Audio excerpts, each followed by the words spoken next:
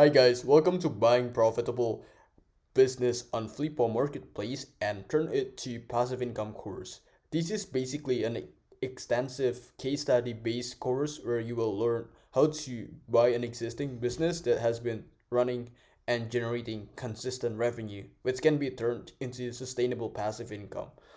This strategy is most suitable for people who have some cash to spend and they are willing to take calculated risks since they don't want to start a business from zero that might take them months or even years to build. Therefore, this course will teach you all the things that you need to understand about acquiring business from an online marketplace called Flippa.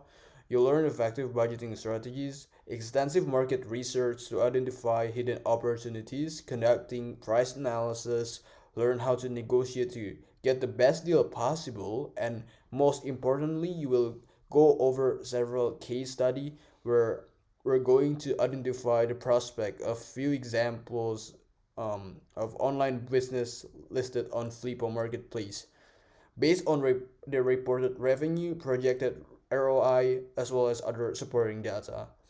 Last but not least, you'll also learn how to conduct extensive and proper due diligence analysis to identify misleading claims or misleading evidence from the sellers and to prevent or at very least to minimize the risk of buying a fraud business.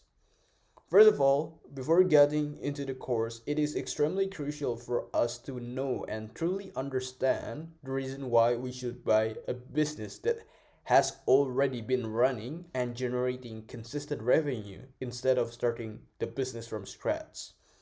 Despite the fact that people might have their own personal preference, some might be in favor of building their business from zero, which enables them to have more control or more authority over the system that they're going to design.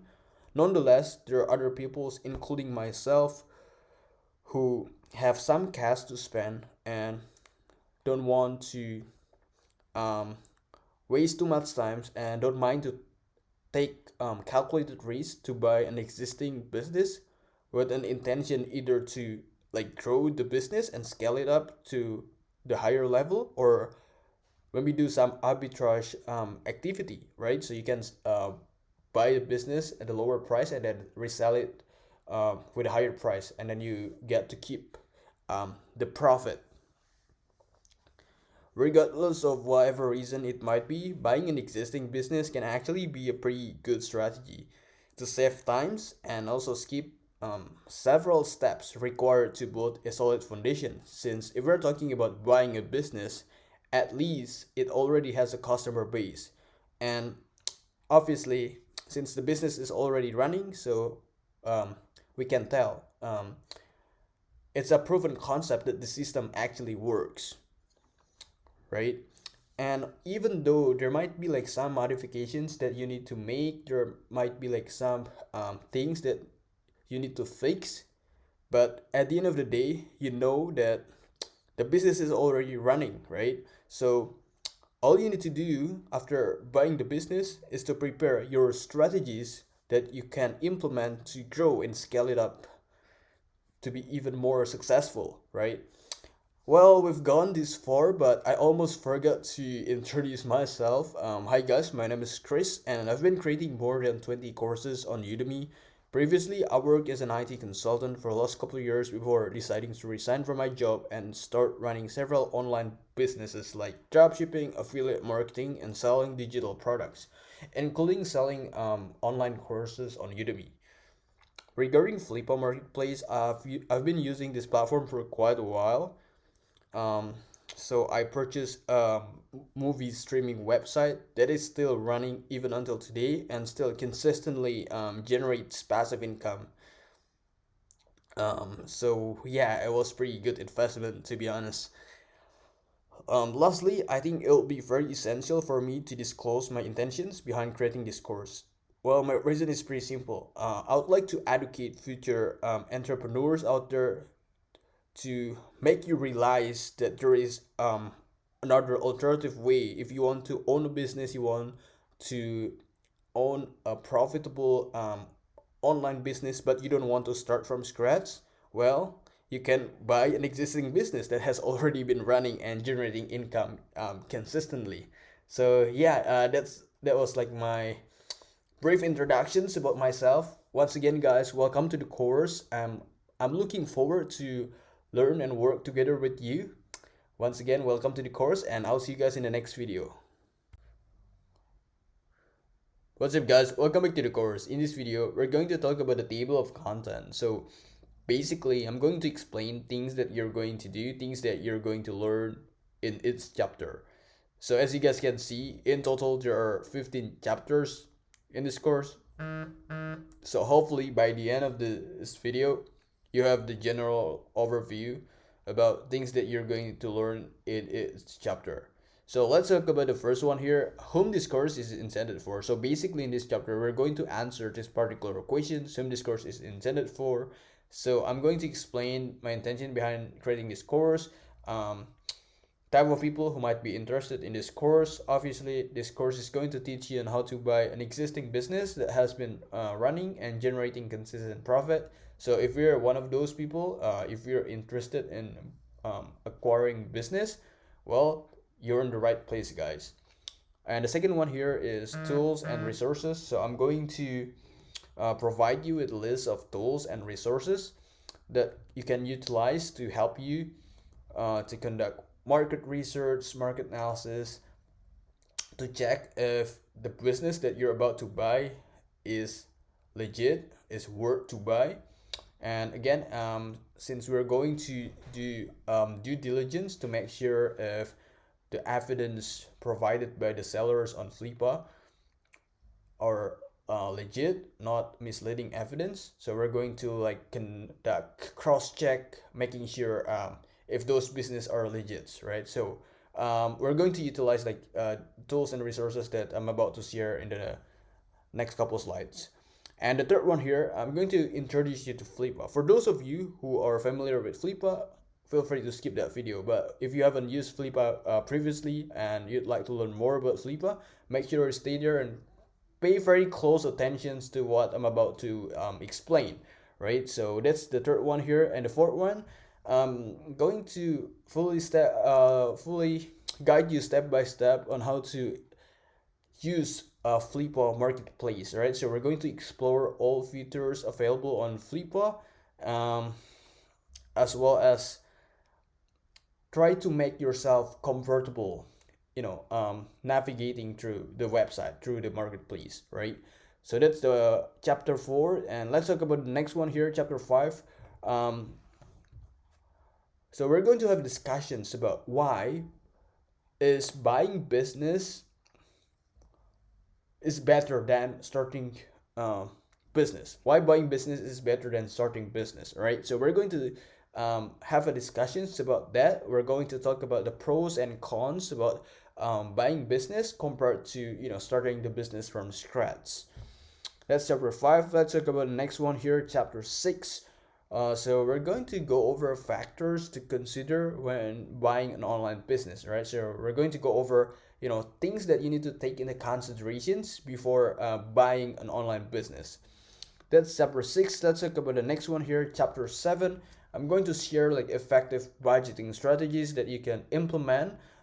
So since we're going to buy a business on Flippa Marketplace, we need to think about the budgets that we're willing to spend, the budget that we're willing to raise, right? So I'm going to teach you on how to do effective and wise budgeting.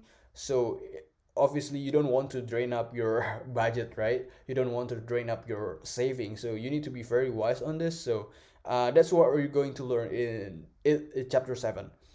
And chapter 8, we're going to talk about different type of businesses available on Flippa.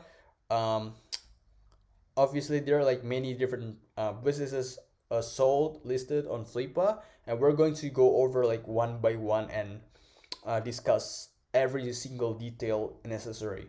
All right, so that's chapter 8. Let's talk about the next one here, chapter 9. So I'm going to teach you on how to conduct full extensive market research to assess if the business is worth to buy or not. So that's chapter 9. And chapter 10, we're going to talk about a very important thing here: buyer safety and due diligence, right? Even though personally I have no problem with Flippo Marketplace, I have never had any bad experience with Flippa, but it's very important for us to be safe. So I'm going to teach you on how to do your due diligence, making sure if the evidence, the screenshot or whatever provided by the sellers on Flippa are legit, right? So for instance, they're selling like um, Shopify, dropshipping websites, stuff like that, and they claim that they have like high traffic, lots of people visiting their websites, and they screenshot like a pretty random dashboard, and you don't even know, you don't even understand if he actually manipulated the number or not. So we're going to go over that. We're going to do like cross check to make sure if the evidence shown is actually legit. So we're going to do cross check with using like different platforms like web similar to make sure if the number provided by the sellers on Flippa uh, is actually accurate, right? Is actually factual. So that's chapter 10, and chapter 11. That's probably the most favorite chapter in my personal opinion.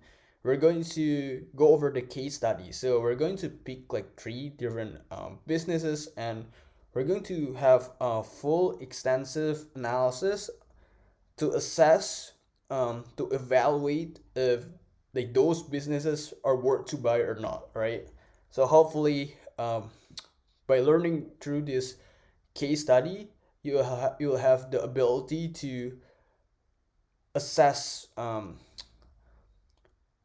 if the business is worth your money or not, right? So that's chapter 11. Chapter 12, we're going to be conducting price analysis to see if the price listed um, is the best deal. If not, obviously we're going to do negotiation and stuff that we're going to discuss in the next chapter, chapter 13. So we're going to be comparing the price with other similar businesses listed with roughly like the same quality.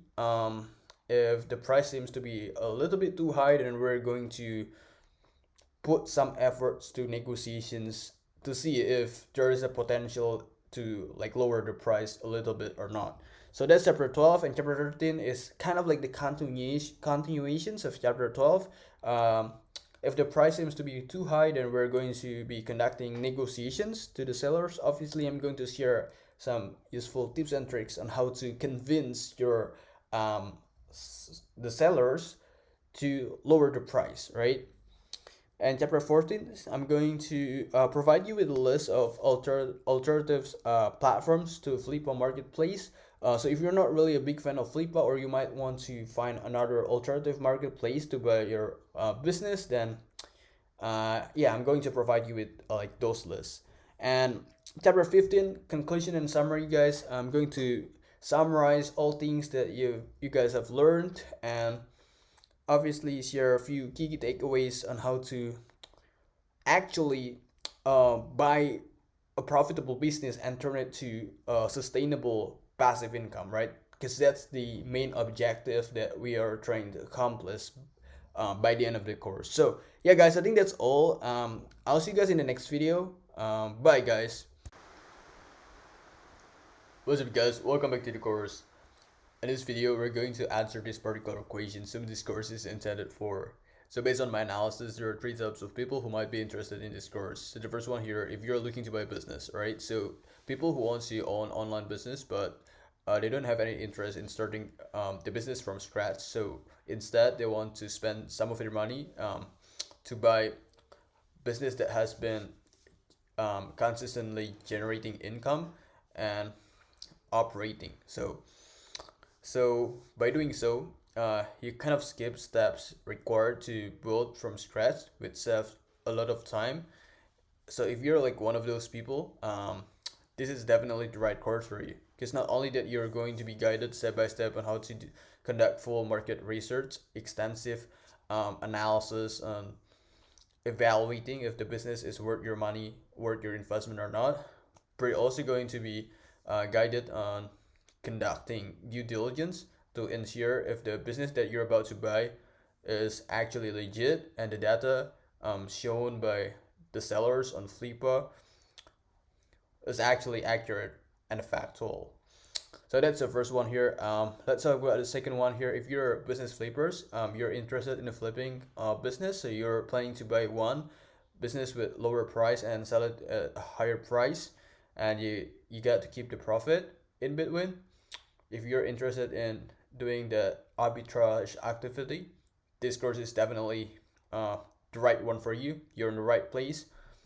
And the third one here, if you want to be a market research specialist, people who are interested in learning market research, analyzing return on investment, monthly revenue, net profit of an existing business before acquisitions, well, this is also the right course for you, because this course is going to put very heavy emphasis on market research analysis. We're going to take several different factors into our considerations for the market research.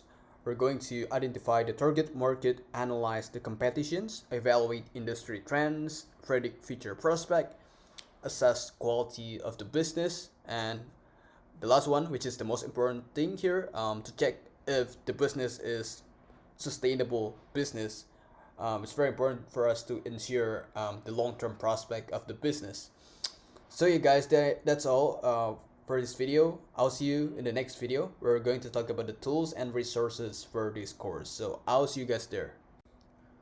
What's up guys, welcome back to the course. In this video, we're going to talk about the tools and resources that we're going to utilize in this course. So let's talk about the tools. Let's talk about the first one here, flippa.com. So this is the websites that we're going to use to search for the business that we want to buy.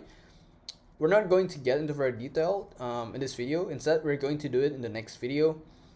And most of our times in this course will be spent here navigating these websites to find the most profitable business that we can invest. All right. So let's move to the second tool here. It's called similarweb.com. So this is the websites that people use to get the estimations of traffic coming to a website. So all you need to do is just to type in the domain of that website, the name of that website, and SimilarWeb has the ability to provide you with accurate estimations of how many people are coming visiting that website. And let's talk about the third one here, Ahrefs. This is actually very similar to website traffic. This is just like another alternative to website traffic.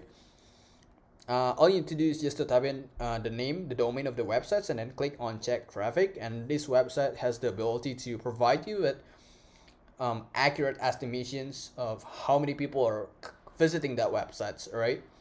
So we're going to use these tools when we do the due diligence check. Let's talk about the fourth one here. We're going to use return on investment calculator when we do pricing analysis. So we're going to calculate the ROI based on the amount of investment that we're going to make when we buy the business. All right. So yeah, we're going to get into more details in the next couple slides. Let's talk about the resources, guys. I'm gonna close this step first. First, we're going to talk about due diligence because it's very important for us to make sure that the business that we're going to buy is legit. The business that we're going to buy is not a fraud business. So there are like bunch of checklists that you need to pay very close attention to. We're not going to get into very details because we have like a specific sections for due diligence process. So yeah, these are like one of the resources. And the second one here, buyer checklist, right? Still kind of related to due diligence process. Trying to ensure if the business that you're about to buy is legit.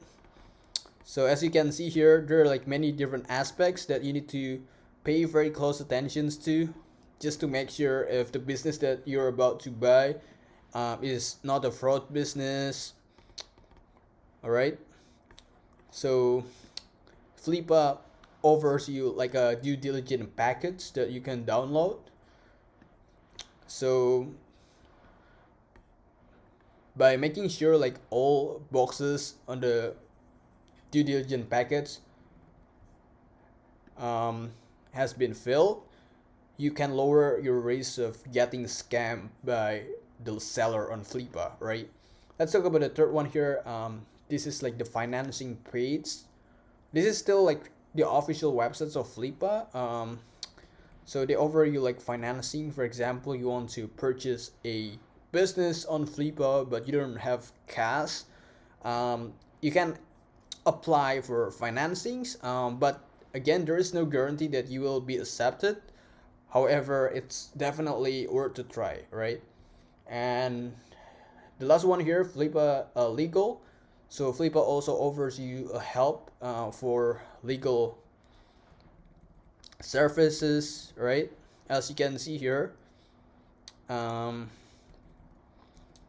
Flippa has several different packages that you might want to consider when it comes to like legal services. All right. So yeah, guys, those are like resources and tools that we're going to utilize. And I think that's all you need to know about the tools and resources. So I'll see you guys in the next video where I'm going to introduce you to flippa.com. So I'll see you guys there.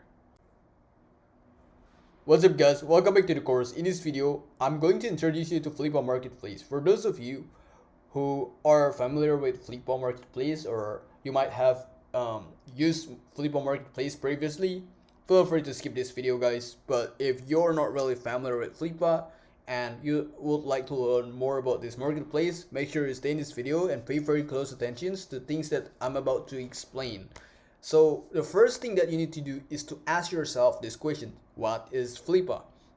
Well, it's a marketplace that accommodates people to buy and sell their online businesses, right? So that's like the main features of this marketplace, obviously. In addition, Flippa is also equipped with a variety of tools which enable users and buyers to conduct due diligence, negotiations, and transfer of ownership. So I would say like Flippa is a pretty complete marketplace which accommodate like all those needs. You can do like variety of things on Flippa. And some of you guys might be wondering about the size of Flippa Marketplace. Well, I think it's a pretty fair statement to claim that the monthly traffic is a pretty clear indications of the size of Flippa Marketplace, right? So we're going to use the tools that I introduced to you like in the last video. So we're going to use SimilarWeb to check the monthly traffic that's coming to flippa.com. So I'm just gonna type in the domain, so flippa.com. I'm gonna click on it and we'll see like how many people are coming to Flippa. And as you can see here, 1.9 million people coming to Flippa last month, right? So let's go back to the slide here. So I would say Flippa Marketplace is a pretty big marketplace with close to 2 million visitors every single month. All right. Let's talk about this use cases here. So obviously you can buy online businesses on Flippa, and the opposite, you can sell your online businesses too. You can get your business valuations automatically for completely free on Flippa. So if you go to flippa.com, click on that website, you can get free valuations of your business, right? You can get legal service assistance. So if you go to service, you can click on legal, Flippa Legal, and also broker service. So if you want someone to help to sell your business, you can get a help from Flippa to just click on Flippa Broker to know more about it. All right, so there are many different cases here, but since this course is going to teach you on how to buy profitable business that has been running and generating consistent profits, so obviously we're going to put very heavy emphasis on buying online business in this course, right? Yeah guys, I think that's all you need to know about Flippa. So don't worry if you're still confused. Don't worry guys, because in the next video we're going to spend some time to explore Flippa Marketplace. So we're going to go to this website and explore many different features on Flippa. So hopefully by doing so, you'll be able to understand better. So I'll see you guys there. What's up guys, welcome back to the course. In this video, I'm going to guide you step by step on how to sign up on flipa.com. So for those of you who already have account, feel free to skip this video. But if you haven't created your account yet on Flipa Marketplace and you'd like to learn how, make sure you pay very close attention. Alright, so first thing that you need to do is just to click on sign up here. Then as you guys can see here, you will be given like two different options. The first one is to type in your name manually. You can type in your first name, last name, and your email, and then click on continue. And normally they're going to send you verification code, so you need to go to your email, the email that you used to register here, and check the inbox. If you don't find it on inbox, maybe you can check it on the spam box and click on verify account. All right, and the second option here is pretty simple. Just sign in using your Gmail account. I'm pretty sure like 99.9% of you guys have your Gmail account, and the good news is Flipa has been fully integrated with Gmail, which enables you to sign in easily using your Gmail account. So just click on sign in with Google, right? So I'm gonna sign in using my Gmail account, and as you guys can see here, it takes like less than 3 seconds, right? And now I've logged in, and this is like my profile picture, right? And yeah guys, that's all you need to know about signing in on Flipa Marketplace, right? Just in case you have like questions about it, let me know in the comment sections. I'll try to do my best to answer your questions. So I'll see you guys in the next video. We're going to explore many different features that are available on Flipa Marketplace. So I'll see you guys there.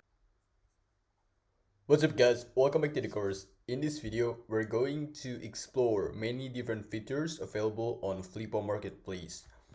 Alright, so I'm assuming you've logged in. If you haven't created your account yet, make sure you watch the previous video where I guided you step by step on how to create your account and log in on Flipa. And so now let's begin. So as you can see, right now we're on flipa.com dashboard. So if you go to flipa.com, this is like the first page that you will see. If you scroll down, there'll be like many different businesses listed here on Flipa Marketplace, right? If you keep scrolling down, you will see like many different businesses, right? And if you click on these pros, you can see like many different type of businesses. The first one here is the website. You can see there are like many different websites, e-commerce. Inside e-commerce sections, there are like 5 different types: Shopify, dropship, Amazon, FBA, digital products, inventory holding. And you have like the second section here, content. You have like blog, directory, review, and forum. You have marketplace, you have SaaS. Just in case if you don't know like what SaaS is, SaaS stands for software as a service. So it's normally like a software where it helps people to do things, right? And the next one here is services. You also have like apps, and there are like 2 different type of apps here: iOS and also Android apps. Off market invest domains, they also sell like domains, different type of domains here: .com, .org, .io, .net, and collections, variety of collections here. And they have like the searching engine. So if you want to search something, for example, you want to search a dropshipping business like a Shopify website, just type in here and then click on search. And right here you have businesses that are trending. You have like SaaS, software as a service, right? You have blog, you have Shopify, AdSense. For those of you who don't know like what AdSense is, well, a website that has been fully integrated with Google AdSense will be monetized. So every single time like the visitor clicks on the ad displayed on that website, they're going to get paid. That's how it works, right? So normally if your website has been approved for Google AdSense, then you're going to have like your own AdSense account, and That's how you get paid. And you have like Amazon. I'm pretty sure this is like Amazon FBA or maybe Amazon affiliate program too. So like you display uh some affiliate links from Amazon. So every single time someone purchases Amazon product through your affiliate link, you're going to get commissions. So that's how it works. And yeah, maybe we can click on one of these. Maybe we're gonna click on Shopify. All right. So here we go. This is what the marketplace looks like. Like some of them are confidentials. It's confidential, therefore you don't see like the image here, right?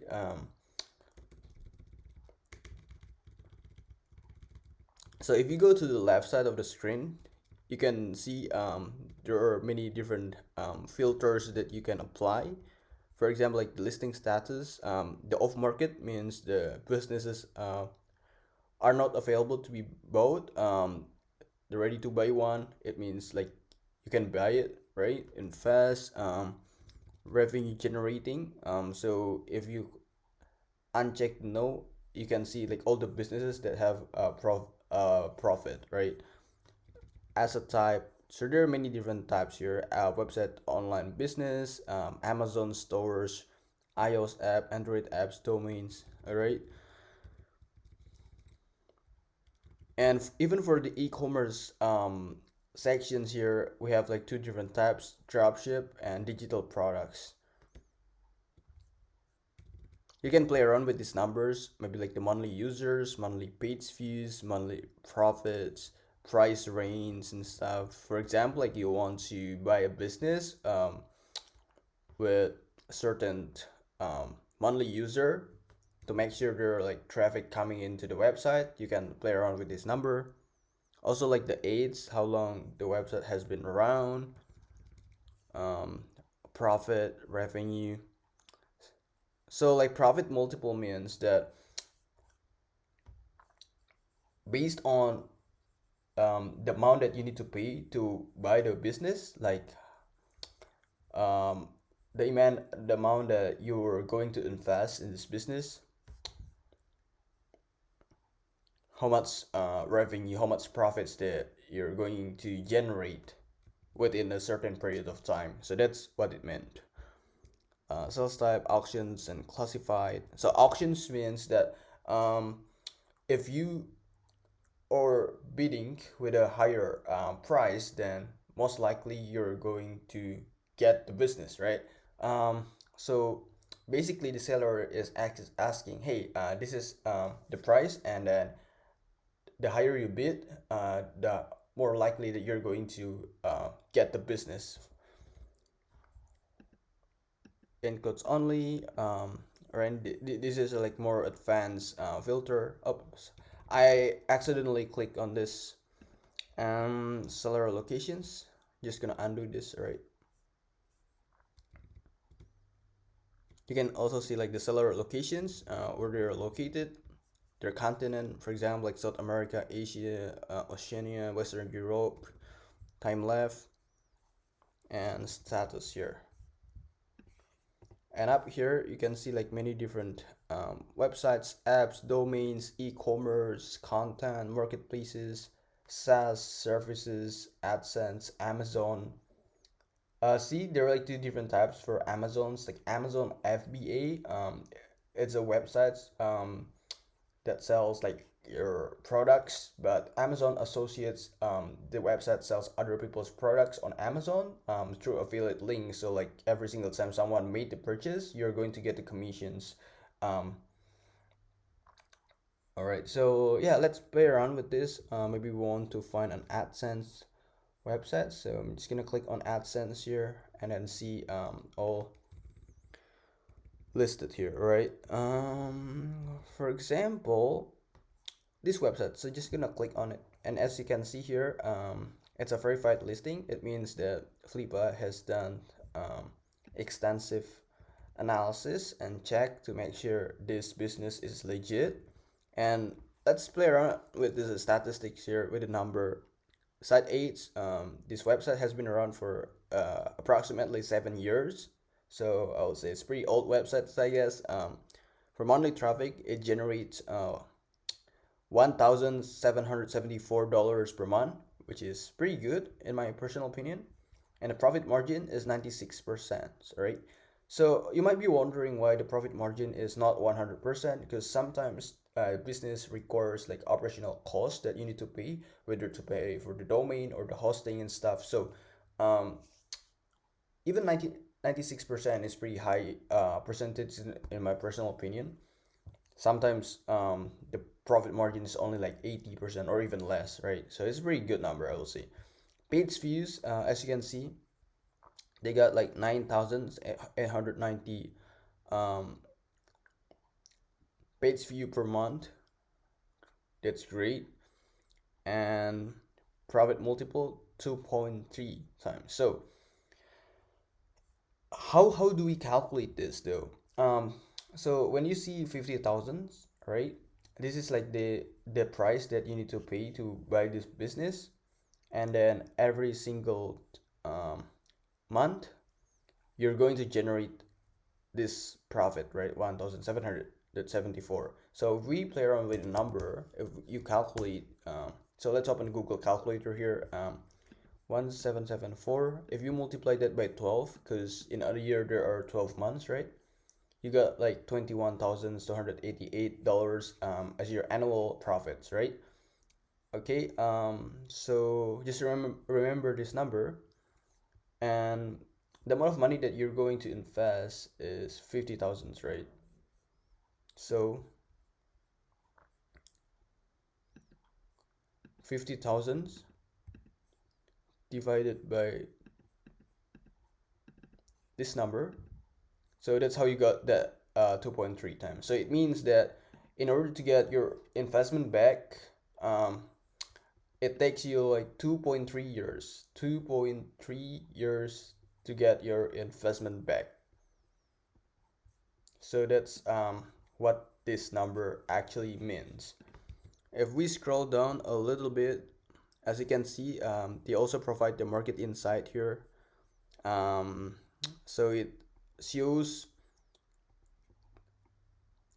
this website price compared to like other similar businesses, right? So you can do some analysis here to make sure if the price is not overpriced, or there might be still like a room for you to conduct negotiations to see potentially if you can lower the price. If you can do it, that's great, right?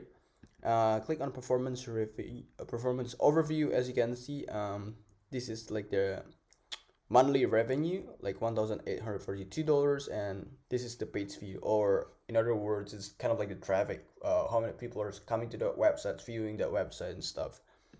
And you might want to skim through this. You don't necessarily need to like read every single sentence here. Make sure you just get the important points here. These descriptions, income update. Okay, so sometimes you want to see like the actual screen. Make sure it's not edited or the number is not manipulated. So you might want to contact the seller here. His name is Reza. He's from Indonesia, and as you can see, he is available through Zoom. So you might want to set up a Zoom meeting. And these are like the numbers, the amount of profits that he got, like the breakdown of the profits. So from Amazon, Ezoic, AdSense, Amazon is Zoyer, right? So as you can see here, you can keep scrolling down. These are like the income breakdowns. The informations about backlinks, previous income reports. You can click on this Google spreadsheet. We're not going to get into further details in this video because we have like another specific sections to talk about the market research and how to validate the evidence supported by the sellers. Just going to show you like some of these evidence provided by the sellers, right? Just to make sure that the business is not a fraud business, if this business is actually real and legit. And as you can see, there are like comments here.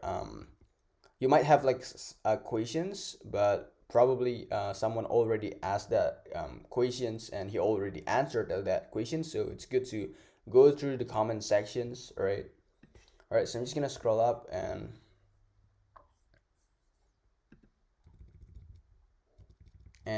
let's explore the right sides of the screen. To contact the seller, you just click on contact here, or maybe you want to make offer, right? Because this is asking price. There is still a room for you to conduct negotiations to see if there is a way to potentially lower the price.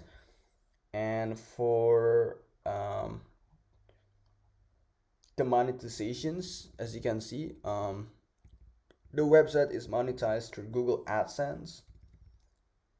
And as you can see here, it has been verified by Flippa, which is a good thing because it means that Flippa has checked if this website is actually not a fraud website. So this website has been verified through Google Analytics.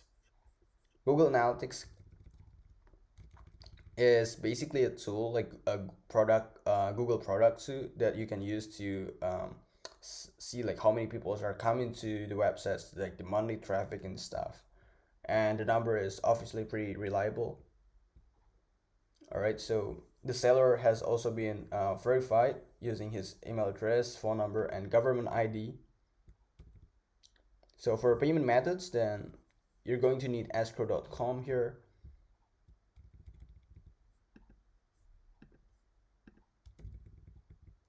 All right, I think that's all you need to know when it comes to Flippa dashboard, right? We're going to get into more detail in the next couple videos when we get to market research and due diligence analysis.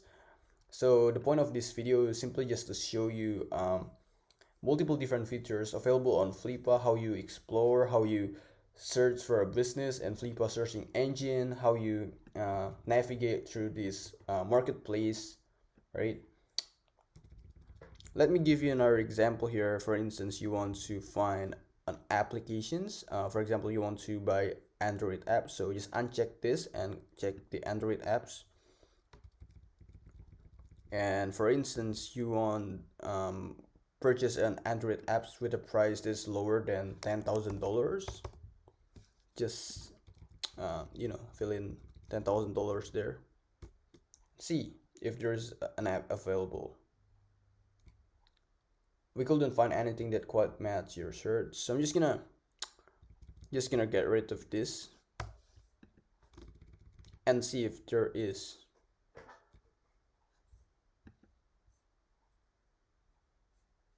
All right, cool. So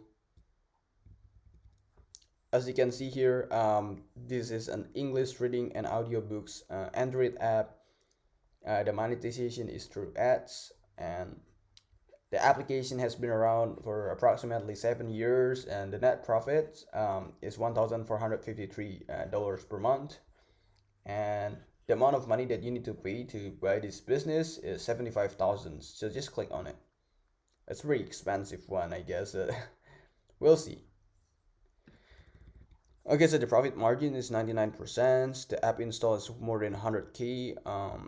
Store price free, profit multiple 4.3. So it takes you like 4.3 years to get your investment back. The calculation is exactly the same like what I showed you previously. All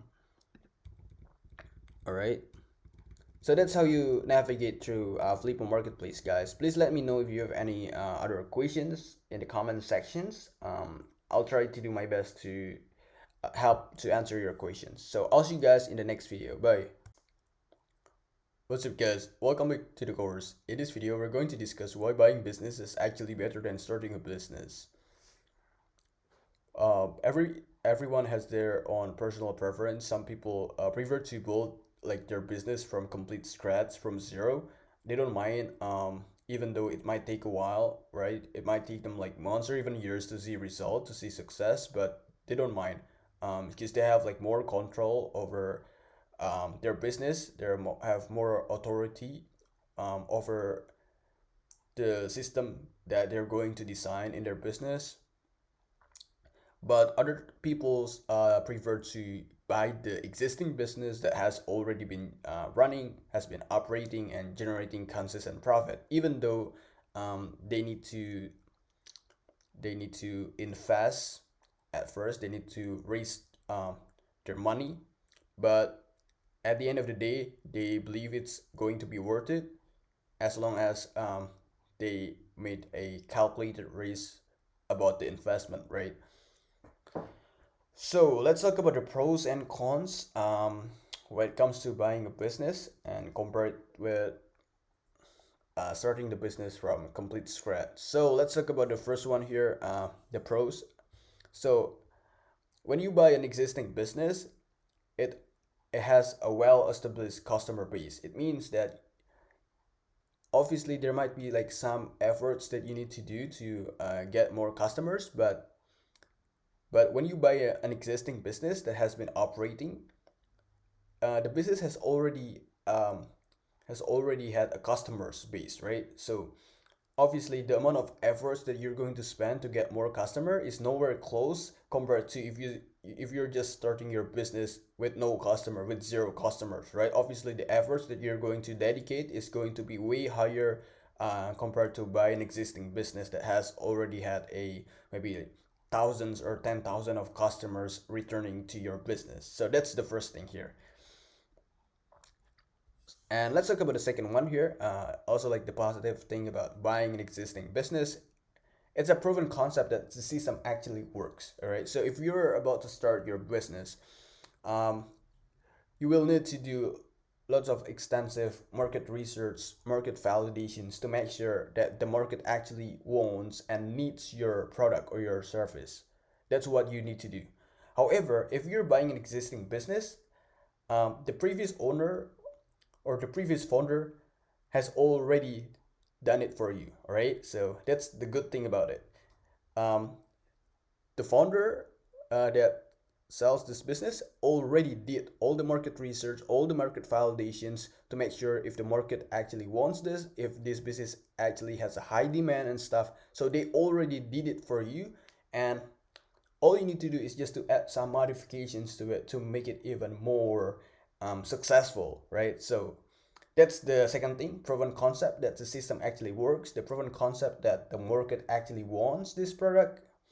And the third one here, you do not have to start from zero, right?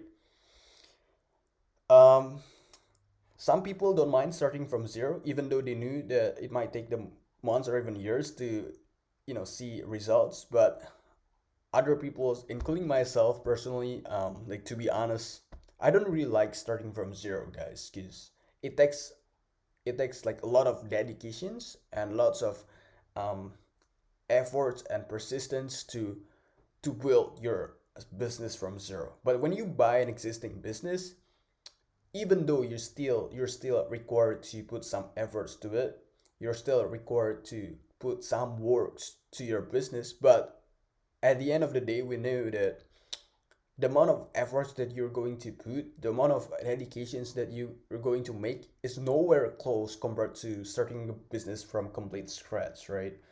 All right, so those three things are like the positive sides about buying an existing business that has been operating. Let's talk about this negative things, the cons of buying an existing business. The first one here is initial investment. Sometimes it can be risky, right? So when it comes to investment, no matter how good you calculate the risk, no matter how detailed you calculate the risk, it is still an investment, and there will always be risk associated with your investment. Therefore, my suggestion to you is only invest the amount of money that you're willing to raise, and only invest the amount of money that you're willing to lose. That's my personal recommendations when it comes to investment. And when it comes to buying an existing business, and even though if you've analyzed the track records of the business, you've analyzed the financial statement, the financial report for the past couple of years, and there is nothing suspicious from the financial reports that you've analyzed. But still, what you see in the past, right? What you see in the previous financial reports does not guarantee that your business is going to generate the same success. Doesn't necessarily mean that your business is going to generate the same exact revenue that you've sold from the past couple months or past couple years. So it's still risky. So when it comes to making these decisions, you need to be very careful, and you need to do all things required to minimize the risk of losing your investment, right? Therefore, due diligence is going to be very essential. And we're going to get into more details when it comes to like due diligence in the next couple slides. And the second one here, you have limited control over the existing problems. And let me talk about this.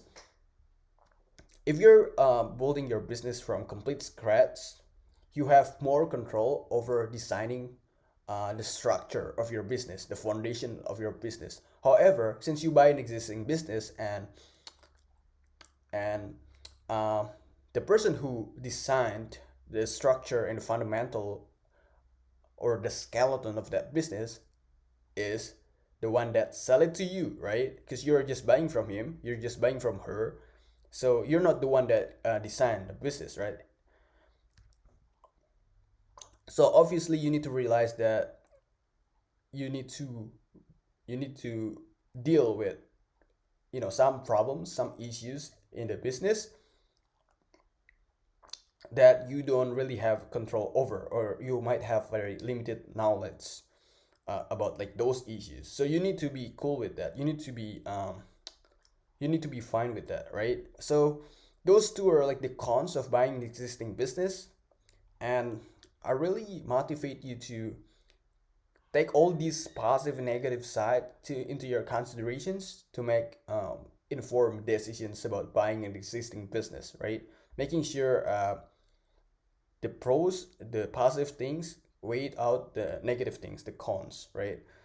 Before making the decisions whether you want to buy the business or maybe you want to start the business from zero. All right, I think that's all you need to know about why buying business is better than starting a business. Do your own research, do your own due diligence, and take calculated risks, guys. So I'll see you guys in the next video. What's up, guys? Welcome back to the course. In this video, we're going to talk about the factors to consider when buying an online business. There are like 6 main factors here that we need to pay very close attention to. So let's talk about the first one here, revenue and net profit. We need to evaluate the financial records and projection carefully to ensure that the business is generating consistent revenue and profit, which covers all the necessary expenses. So we're going to use this one, this business as our example, right, or as our case study. So this is e-commerce store, a dropshipping store. The name of the website is unboxebox.com, right? So this is the domain, and you can even click on this um, to see if it's verified. Yeah, it's verified listing, and let's go through the statistics. The site aids 4 years, so it means this website has been around for more than 4 years. The monthly profit is $9,000, $9,083 per month. The profit margin is 75%. The page views 13,465 people come into the websites every month. The profit margin, the profit multiple is 0.5. So it means that it only takes you like 6 months or half of a year to get your investment back, and the revenue multiple is 0.3. Yeah, you might want to spend sometimes here seeing these statistics and read these descriptions of the business. And for the revenue and net profit, let's do a simple calculation, simple mathematics here, right? So if this website generates you 9,000 per month, so 9,000 and 83 dollars per month, you multiply that by 12. And the reason why, because in a year there are like 12 months, right? So this is what you got, $108,996, right? And the amount of money that you're going to invest to buy this website is only 50,000, right? So just within a year, you already get um, $58,996 as a pure profit, as a net profit. This is amazing investment, guys. And if you see like how many months it takes to get your investment back, you can do it by simply dividing 50,000 divided by um, $9,083 multiplied by 12. All right, see, so it only takes you like not even zero point 0.5, it's like 0.45. So you're going to get your investment back really fast, less than 6 months, guys, and that's pretty good indications. So for the revenue and net profit, I think it's worth it to consider to buy this business. And let's talk about the second one here, traffic and engagement. Evaluate the website traffic and engagement metrics, including page view, unique visitors, bounce rate, time on site. By doing so, you can arrange strategies to increase traffic to the websites. And when we see the statistics listed here, every single month it is estimated there are 13,465 people coming to this website, right? So I think it's a pretty good indication there are lots of people coming to this websites. If you go to the performance overview, if you see the graph on the right here, this is the graph and it looks like declining. So to be honest with you, this is not very good indications that this website is going to generate you like this same profit that they got in the past couple months. As you can see here in April 2022, the page view is right here, and then June 2022 it's declining and it keeps declining, right? So definitely you need to do more research, right? So it's not really a good indication that this is a good business when it comes to the traffic, right? Because the traffic is equals to income. Because if you don't have any traffic, there are no people coming to your website, then obviously nobody's going to purchase the product sold on your website. That's the thing. These are like the revenue and profit graphs. You might want to do like some analysis. We're going to do like more detailed analysis in the next couple slides. So I'm just showing you like um, how to rate like these statistics. This is like the Google Analytics. I think it's a pretty good and accurate sources to see the traffic coming to the website. And as you guys can see here, the traffic just keeps declining, which is a pretty bad indications. And it increase, but nowhere close to the amount of traffic that they got like last year. So yeah, it's pretty concerning. It's pretty concerning. It might be pretty frightening to me, seeing the traffic keeps declining. And as you can see here, they got like 161 583 page views. The bounce rate is pretty high, 24.75%. If you don't know like what bounce rate is, it's basically um like the term for people who come to websites and exit immediately. That's what bounce rate is, right? So if the bounce rate is really high, it might be a good indication that the website is actually not really reliable, right? Because why would people just come into the website and leave it immediately? That's not a good thing, right? So based on Google Analytics data here, there are like 24.75 visitors coming to websites and leave the website immediately, right? So again, I don't really have like personal metrics like what number that I consider is high or what number that I consider is low, but 24% I would say it's still acceptable in my personal opinion, right? So 24%, 25% people come to the website and leave immediately. And these are like the analytics from Samros. It's good though, like they have different data They have Google Analytics, they have SEMrush, so you can like cross-check to validate if the data is actually accurate and factual. They have 3.1 backlinks, and so if we keep scrolling down, you also have like their social media, like Instagram, that is connected to the website. So they have like 55.2K followers, which means that um, they have a pretty big audience, right? So I think for traffic and engagement, these websites doesn't seem to be very viable options for us due to the fact that the traffic keeps declining. And let's talk about the needs and competitions, right? So let's go to these websites, and again, this is mystery box, and we can check the competitions by using Google Trends. So just type in mystery box here to see if the searching volume for this keyword is actually high or not. Because if the searching volume is high, it means there are lots of people looking for it. There are like two different things here. The first one is the positive thing. It means that it has a high demand, which is a good thing. And the second one is the negative thing. It means that the market is oversaturated and there are lots of competition. So you need to do something else to stand out from the crowds, right? So click on mystery box, and we'll change the country to worldwide, and we'll change this to like past 30 days, like a plus one. And as you can see here, I think when you see like the number here, 84, 72, 76 people are searching for this keyword, I don't think it's oversaturated. So when it comes to like the needs and competitions, I think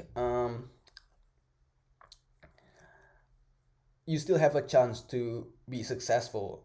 You don't have too many competitions in these needs, right? So what you need to do is to evaluate the needs that the website operates in and the competitions of that needs into this market.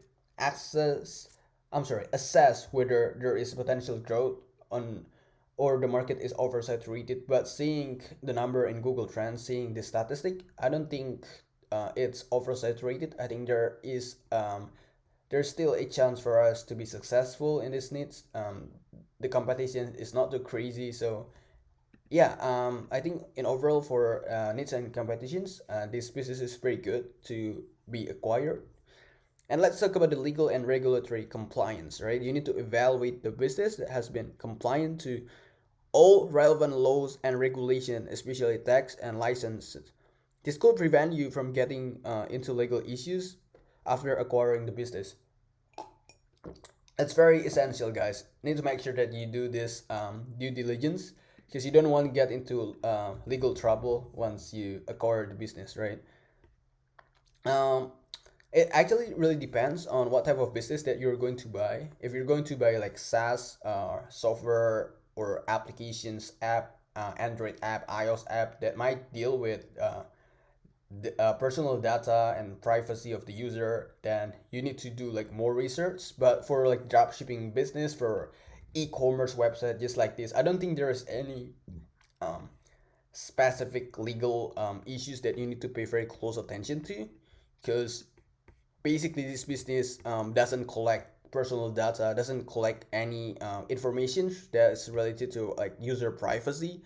But just ask some basic questions about the copyright of the image, the logo to the seller, to make sure if you have like full ownership of um, that assets, right?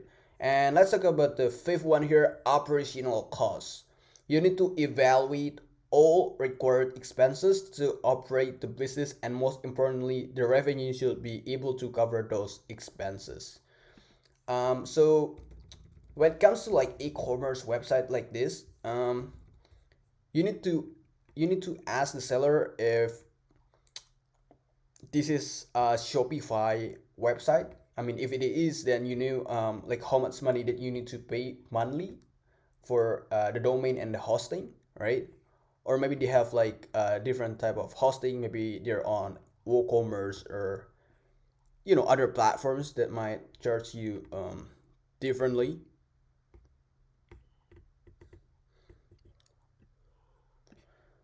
So let's go here.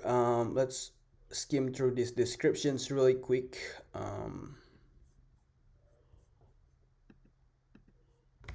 They have information about this customer demographics. So their customers mostly like from 18 to 25.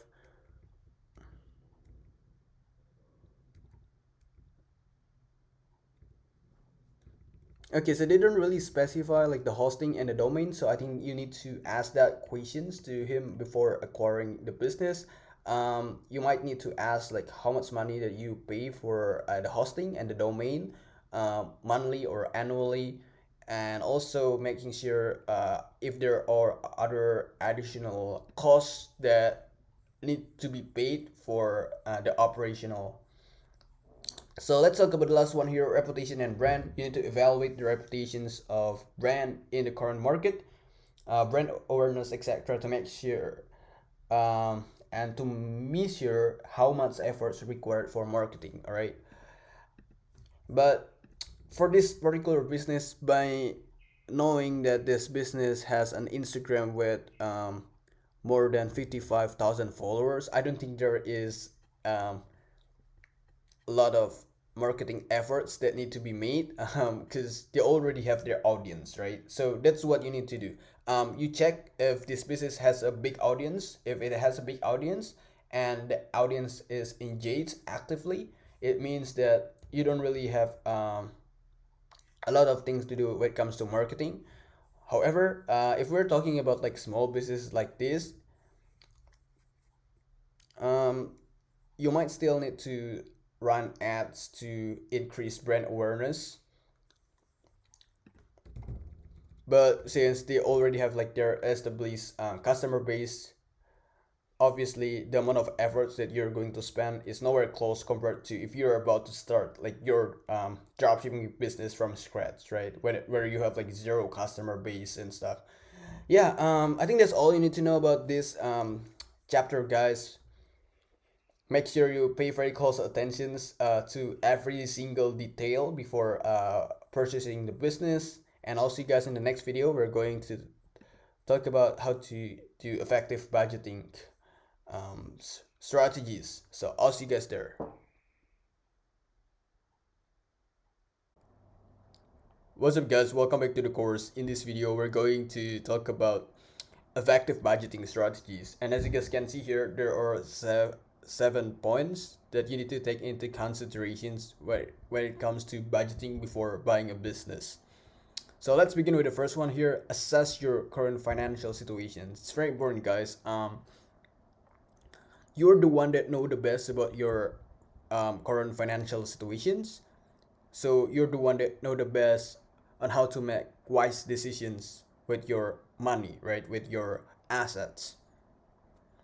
So lots of economic experts claim that the wise move is to invest like 10% or even less than 10%, right? Stay conservative, less than 10% of your whole assets into a high risk instrument, high risk investment. And some of you guys might be wondering, like, why do you consider this as high risk investment? Well, especially if you're new to this game, no matter how good you calculate the risk, there will always be, hidden risk associated with this investment, with buying a business. So, for example, you have $10,000 in your bank account, right?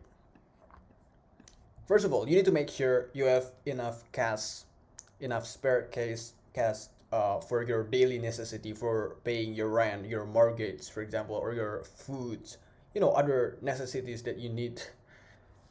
And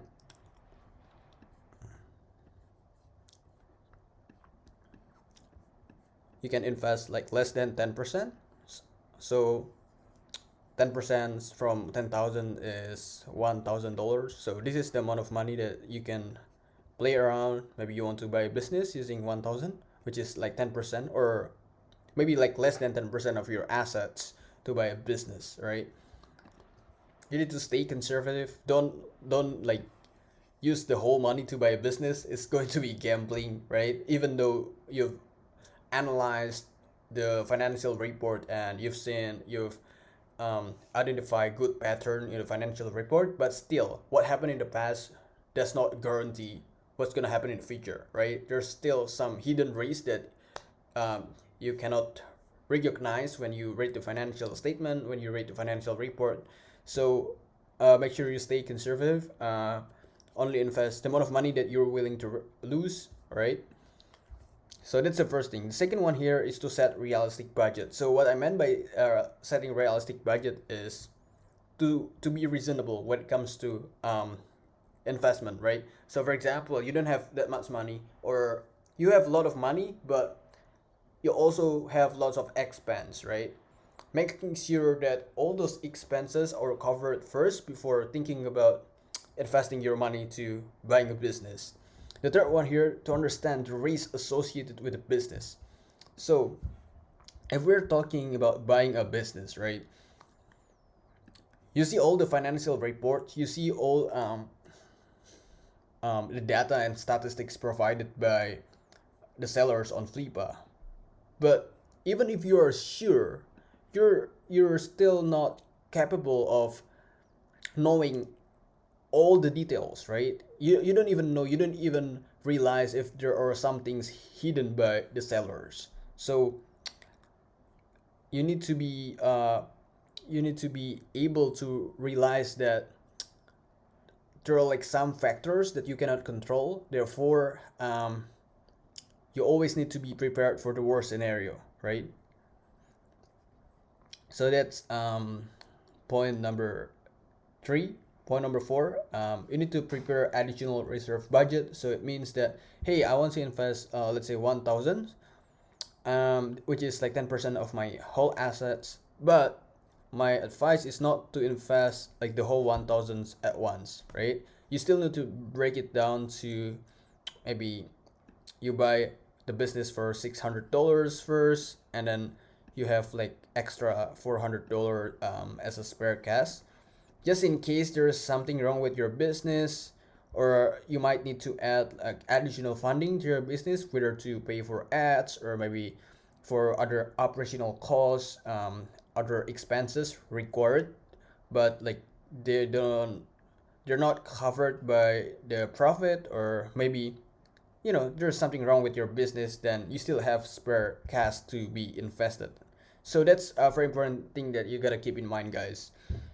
And let's talk about the next one here. Only invest the amount of money that you're willing to raise.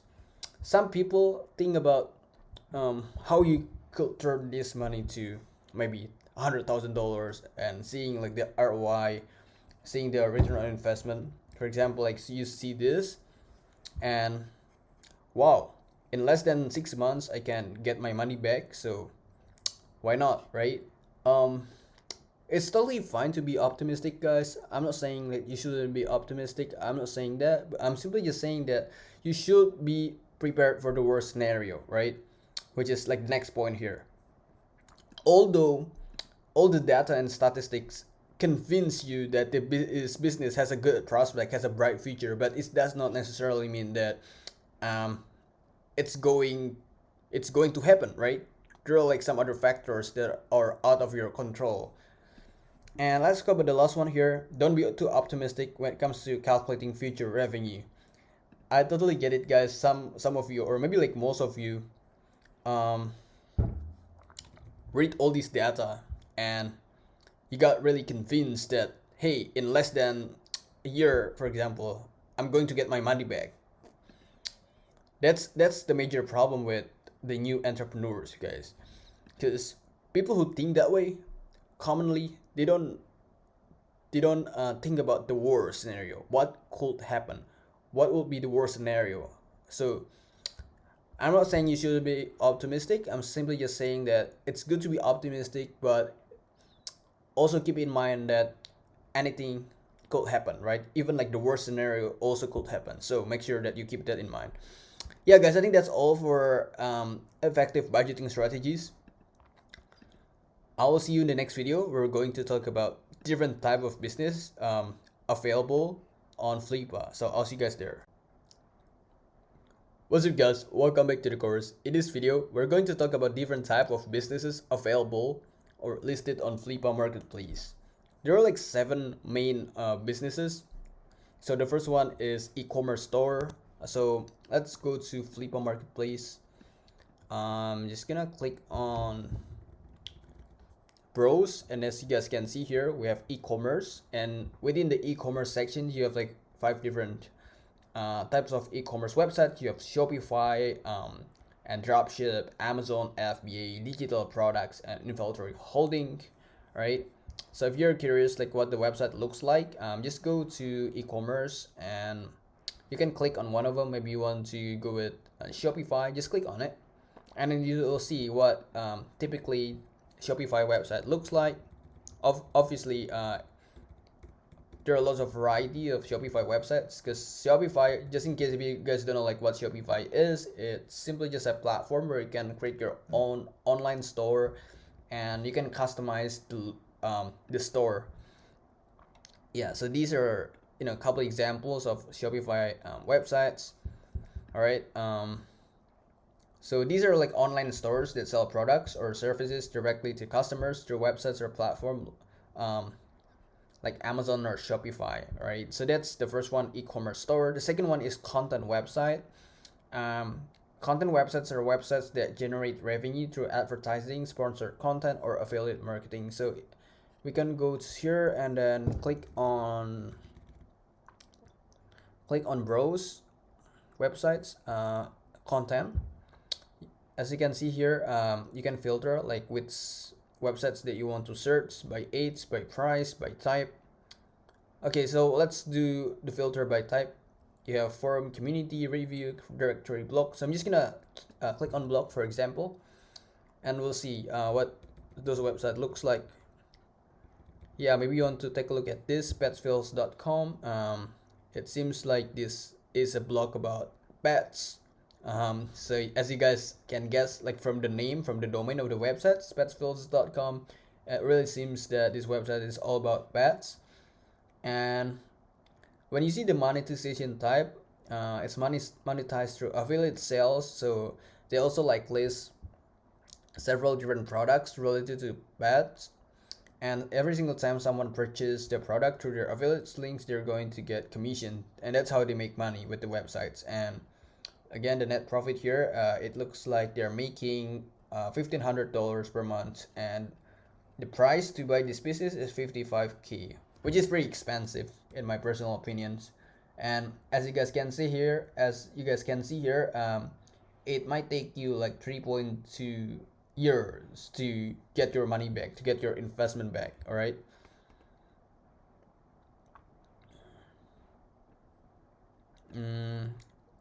And for this type of business, not all monetization is through ads. You can also see this business. Unfortunately, this is confidential business, so they don't disclose the name of the business. But as you guys can see, the monetization type is through ads, right? So I'm pretty sure this website has been approved, and has been fully integrated with Google AdSense. So Google display their banner ads on the website every single time the visitor clicks on that website. Then the owner of the website is going to get paid. So that's how they monetize the website. Let's talk about the third one here, as SaaS, software as a service businesses. These are online businesses that provide software solution to customer through a subscription model. All right. So let's go back to our Flippa marketplace, and I'm gonna click on SaaS. So I'm just gonna click on SaaS, and we'll see like many different examples of SaaS websites listed on Flippa Marketplace, as you guys can see here. Unfortunately, like most of them are confidential, and let's pick one that's not confidential. So I'm just gonna click on this. Wow, it looks like a pretty good deal, guys. As you guys can see here, the monthly profit that they're making is $15,000 at $15,000 per month, and the asking price, like the auction price, is 15,000 too. So you can get your money back within a month, which is great. But obviously, there are lots of people coming here and bidding like higher and higher. So it's not going to be this cheap, I guess. But as you can see here, the monetization type is through ads. Let's scroll down. You can read like these descriptions about the business to understand better about the business. And as you guys can see here, there are like two different types of monetization methods. The first one is through ads. So I'm pretty sure the software is integrated with other ads, so they display like banner ads or any other type of ads. So every single time someone click on that ads, then the owner of this software is going to get paid. And the second one here is through service as subscription. So like vast majority of SaaS software, they offer you like a free subscriptions, offer you like a free plan, but in order to be able to access the premium features in the software, you need to subscribe, you need to pay, right? So that's the second way to monetize the product, right? So let's talk about the fourth one here, mobile apps. These are applications that can be downloaded and used as a mobile devices. So let's go back to our Flippa marketplace here and let's click on mobile. All right, so just click on all apps here. And as you guys can see here, vast majority of the apps are confidential, unfortunately, but let's click on the first one here, QR code reader and scanner. So maybe you guys can guess from the name of the applications. You can use this app to scan QR code. Okay, so the asking price is very expensive, $150,000, and as you guys can see here, the monthly profit is $9,000 and $108. So the profit multiple is 1.4, so it means it takes you like 1.4 years to get your investment back. Let's see like what or the monetization type.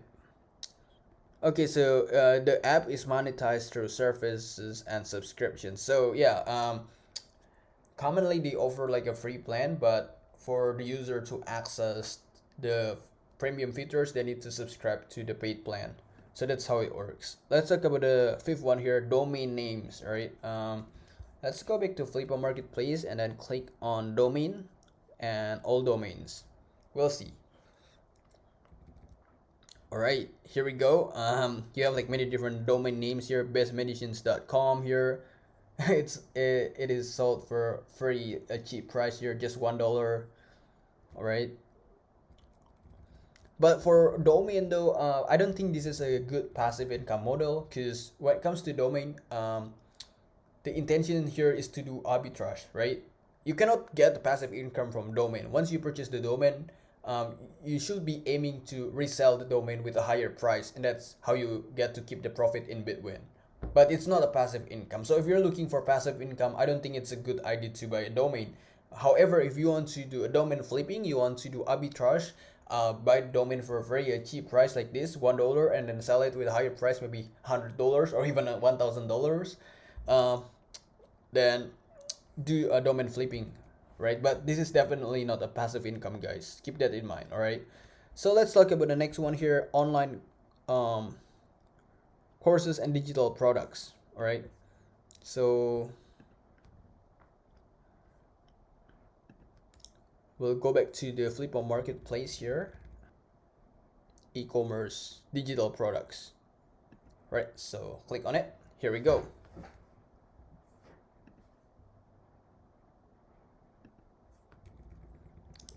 We can keep scrolling down here and click on Oxbridge Notes, for example. Let's use this business as an example. All right, I think it's education's websites. So yeah, as we can read the description here, 12 years old, business in legal education space. I'm not really sure if they're like selling online course or maybe something like that. Can be run into hours per month, high traffic, solid SEO, revenue pack, peak 225,000 euro, 60% profit. All right, so if we keep scrolling down here and then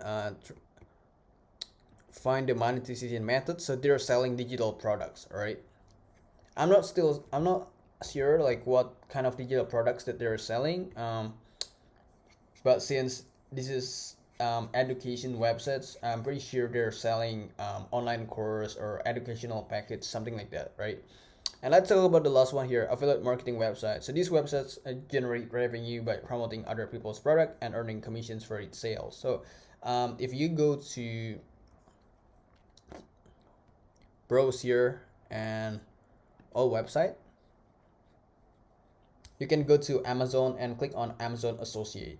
So for those of you who are not really familiar with what Amazon Associate is, well, it's basically a website. I'm sorry, it's not a website. It's a program.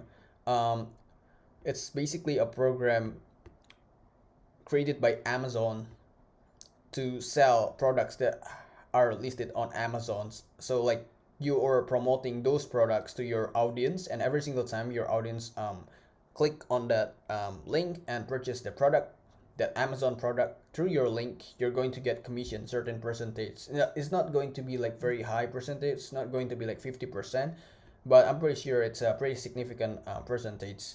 It's going to go to your wallet, right? So let's pick an example here. I'm gonna go with maybe this small house decor. We're going to scroll down to the monetization method to see how this website is monetized. And yeah, as you guys can see here, there are like two different types to monetize this website. The first one is through ads. So basically the websites will display other people's ads. So every single time someone click on that website on that ads, then you're going the owner of the website is going to get paid.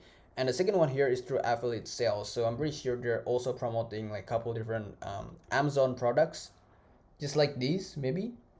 And every single time someone click on that product and purchase the product from Amazon, then the owner of the website is also going to get certain percentage of the commissions from that purchase. So that's all, guys, for different type of businesses available on Flipa. If you're asking me like which business that I'm interested to buy, well, personally, I'm more interested in buying a content website because I think it's more sustainable. Because if we're talking about e-commerce website, guys, most likely it's not very sustainable, especially if the product it depends on the trend. Sometimes you see like lots of sales, and in the next couple months you don't see any sales, so it's very unpredictable. But when it comes to like content websites, like the website consistently post content, consistently post articles, and there are lots of features coming to your website, I think it's more sustainable, and the feature is also like more predictable. So I'm gonna go with the content website, and I also consider SaaS or mobile apps depending on the type of the service or products that they're offering. If those services or product are high demand products, high demand services, then most likely it's going to have a bright future. But again, it really depends on the products, not the type of the business, but the products that they are offering. So yeah, guys, I think that's all for this video. I'm gonna see you in the next video. We're going to be conducting market research analysis, so I'll see you guys there.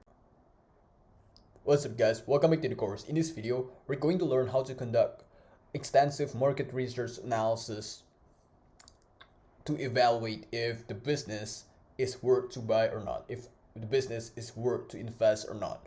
All right, so there are like 6 aspects that you need to pay very close attention to in order to be able to evaluate and assess if the business is worth your money or not. So let's begin with the first one here, target market. You need to be able to identify the target market. You need to know who are going to be your customer base. All right, so let's use this business as an example. I don't really like to learn the theory. It's better, way better, if we learn using an example as our case study, right? So we're going to pick this as an example. Unboxabox.com. This is a mystery box business. As you guys can see, this is e-commerce Shopify dropshipping business. I'm pretty sure if you scroll down here, actually the owner of this business disclosed the target market, right? As you guys can see here, the age of our customer is 18 to 25, right? So relatively like younger generations, Gen Z or millennials, and we have a good mix of boys and guys. Well, I mean, probably he meant like boys and girls. The ads, I think, is due to select the products. Most products we offer are aimed at this age group. Okay, so Um, if we use this product as our case study, if we use this business as a case study, obviously your targeted customer is relatively younger generations, right? Like Gen Z, millennials, people who are between 18 to 25 years old. Okay, so now let's talk about the competitions. We need to do further analysis on competitions to see if actually um, there are lots of competitors or not. All right, so you can go to any searching engine, but I'm gonna go with google.com. So just type in um, mystery box like this, mystery box. All right, if we keep scrolling down, you can see if there are many different websites selling the same product. Just by looking at it, you will have the general overview about your competitors, right? You don't necessarily need to visit like every single uh, competitors' websites, but just take a look really quick. All other websites selling products similar to yours. And actually, if you see a lot of competition, it does not necessarily mean it's a bad thing. It simply indicates that this product has a high demand, which is actually a good thing, right? So you just need to have the strategy to stand out from the crowds. You need to create your own uniqueness, your own characteristics, so you can stand out from the crowds. And the third one here is the industry trend. Evaluate the industry trend. You need to make sure if this product is still trendy or not to see if this business still has a bright future. So you can go to Google Trend. Exactly the same thing like what I've shown you in the couple last video, not translate but trend, like this. Click on Google Trends and then just type in mystery box like this and see the searching volume, right? If it has a high searching volumes, then obviously there are lots of people still looking for this keyword. It means that this product still has a high demand. And as you can see here, this is like a daily search 4850. I'll say it's pretty medium. So let's talk about the next one here, feature prospect, predict feature prospect, right? Again, it's kind of tricky when it comes to predicting feature prospect. Even though you do like lots of analysis with the data from the past, it's still not a guarantee that the future prospect it's going to happen as you predicted, right?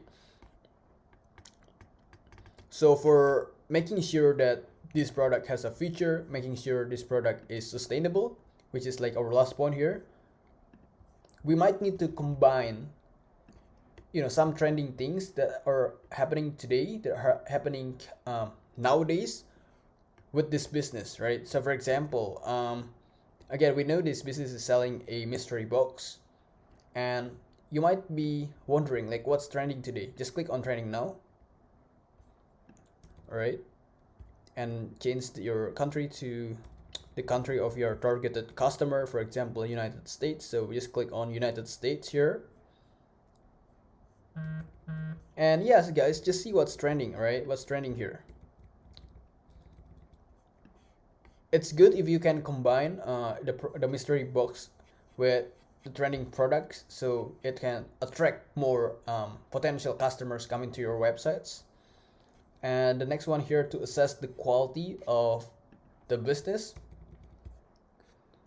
And to assess the quality of the business, it's very important for you to pay very close attention to operations. And as we can read here, a mystery box is a box that contains many different products in the same category. For example, the Apple mystery box contain many products, will have connections with Apple. And if the customer chooses to buy a mystery box, the customer is taken to a page where he can unpack the box as a fun and very exciting game. This customer can then choose to send the product home or to sell it back to for the value of the product to continue opening mystery box on the website. So you need to highlight this part. This is very creative and very innovative thing to do, right? So obviously you need to read like some descriptions in these operation sections, and you can assess the quality of the business by just reading this operations stuff, right? And the last but not least, your sustainability. It's very important to check if your business is going to be sustainable. Um, Again, there is no certain path that you can do to ensure if the business is going to be sustainable, because the market is highly dynamic, it changes every single day. But the thing is to keep creating values to your customer. That's how you stay relevant in the business. That's how you stay relevant in the market, right? Keep producing valuable products or services to the customers. That's how you sustain your business, guys. All right. So if you're asking me this question, hey Chris, what do you think about this business, mystery box business? Do you think this is going to be sustainable? Well, I think it really depends though. If they have like the same products, if they don't renew their products, then most likely it's not going to last that long. But if they keep renewing the products, right? So for example, like every month you release like two new products or three new products, then obviously I don't see there's any reason why the business is not going to last that long. So yeah, I think that's all for this video. I'll see you guys in the next video where we're going to learn how to do due diligence. What's up guys, welcome back to the course. In this video, we're going to learn how to conduct due diligence to make sure that the business that we're going to buy is legit and all evidence provided by the sellers are accurate and factual. So the first thing that you need to do is to check and assess the validity of evidence provided by the sellers, and sellers labeled as verified listing generally have been properly checked. So if you go to Flippa Marketplace, as you guys can see here, there are like some sellers that have labeled verified listing like this, and the other sellers don't have that label. Again, even though the seller has this label, does not necessarily mean that you should just skip the due diligence process. You still need to do the due diligence, but at least it's a pretty good indications that the seller has been verified, has been cross-checked by Flippa, which is great, right? And we can also cross-check the traffic coming to the website using a platform called similarweb.com to ensure if the traffic coming to that website is not a bot traffic, right? It's a real human traffic. So you can go to this website of Flippa/due diligence. If you don't know how to get there, just go to slide 4 and then click on the first link. It's Flippa official checklist for due diligence process. You can use this as a guideline to see if all the checklists have been satisfied. You don't necessarily need to like read every single sentence here. So we're going to try to skim through this checklist. The first one here, we have financial analysis, we have revenue verifications analysis, and this is like the most important thing, guys. Presentations of revenue by source, website being sold, Amazon account, or social media account. So if we go to Flippa Marketplace and then click on this business, for example, and we'll see if the evidence provided by the sellers are enough, right? So you can scroll down here. This is like the revenue breakdown, right? You can keep scrolling down. This is the financial statistics, Google Analytics. And as you guys can see, these sources are pretty reliable since they display the data from SEMrush and also like Google Analytics. So I think it's a pretty reliable data. And the second one here, we have traffic sources, right? It's very important for us to make sure if this is not a bot traffic, right? You can check it using similarweb.com like this to cross-check if the listed data here is actually factual or not.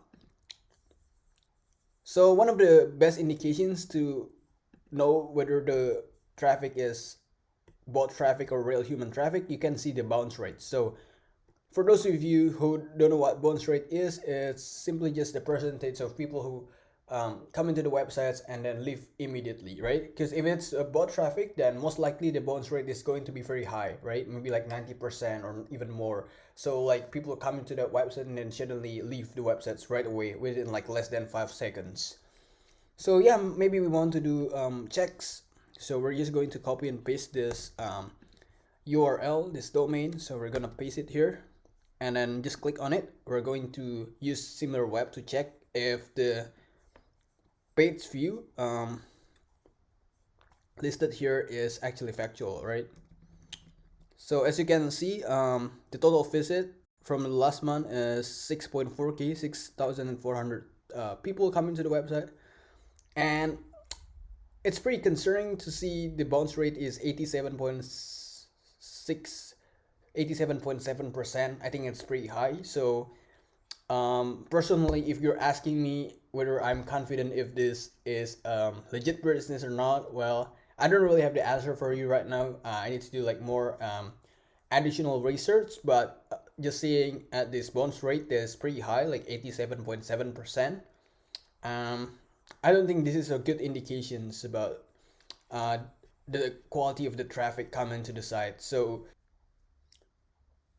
and also let's pick another example here. We're going to use unboxabox.com as our second case study to conduct our due diligence. We're going to make sure if the page views here listed here is actually legit and accurate, right? So as you can see here, it is reported that approximately 13,000 people come into the website per month, right? So why don't we check if that number is actually factual or not using the platform called similarweb.com. So I'm just gonna copy and paste the domain right here and then click on search, right? And as you can see, the total visit is 2.5k, so it's definitely lower compared to the reported here, to the reported page view here. But if we keep scrolling down, you can see like the breakdown of Google Analytics traffic, and as you can see, the chart keeps declining right here. So like last month, it was reported around 3,000 people coming to the site. So okay, I think it's pretty factual. Again, the number provided here on SimilarWeb is not like the exact number. It's simply just like the estimations, right? It's not gonna be the exact number, but it's kind of close to the actual number. And let's talk about the bounce rate really quick here. 70.45% people come to the site and then leave it within like less than 3 seconds. So personally, I think it's pretty high. Again, everybody has different perspective, but me personally, saying bounce rate is more than 50%. I think it's a pretty high. Again, I don't have any decision yet whether this business is actually worth to buy or not. But seeing this number, I need to conduct additional research to kind of investigate what's going on here. Probably I will need to communicate with the seller to ask in a couple questions about bounce rate to make sure if the quality of traffic is actually legit. So then 70%, if you're thinking about this, you can have this analogy, right? You can imagine that among 10 people coming to that website, 7 of them decided to leave right away. So again, I'm not saying it's suspicious or anything like that. I'm simply just saying 7 out of 10 people leaving the websites right away doesn't seem to be a good indications of high quality traffic in my personal opinion. So yeah, I think that's all. I'll see you in the next video. We're going to start our case study, so hopefully you guys get excited. I'll see you guys there. Welcome back to the course, guys. In this video we're going to start our case study. So for the case study sections, we'll pick 3 different businesses for pre-acquisition assessment. So we're going to pick 3 different businesses from Flippo Marketplace. We're going to pick one from e-commerce dropshipping niche, another one from content niche, and the last one from applications, either like Android applications or perhaps iOS applications, right? Um, so before getting into our case study, we're going to create a spreadsheet, right? So we're going to create a spreadsheet to help us do market analysis and pre-acquisition assessment. So we're going to go to our Google Sheet. It's totally up to you whether you want to use Google Sheet or Excel. Both are the same. So I'm gonna go with Google Sheet because I'm like more comfortable using Google Sheet. So we're going to create tables first.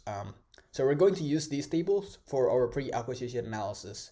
Gonna name it as pre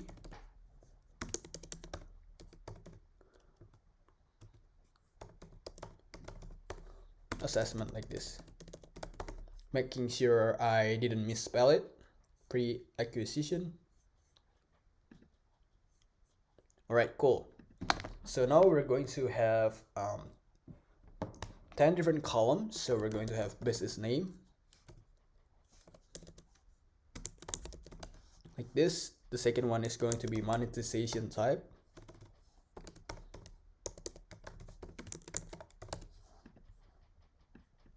Right. The third one, it's going to be the price or investment that you're going to make to buy that business. The fourth one is going to be monthly profit.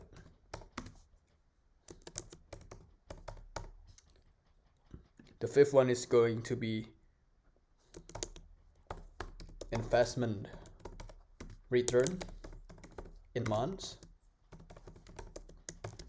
So it's going to be like how long it takes for you to get your money back based on the ROI data provided by the sellers, right? And the second one is going to be this investment return years. So it's going to be like how many years it takes for you to get your money back. So we're just going to divide this column by 12 since there are 12 months in a year. And the next one is going to be page views or traffic, whatever you want to call it. It doesn't really matter, I guess. The next one, we're going to have bounce rate. This is also a very crucial aspect that you need to pay very close attention to. Bounce rate. The next one is going to be target market. And the last one here is going to be competition. Right, so we're going to make this little bit nicer. So going to create a column here like this.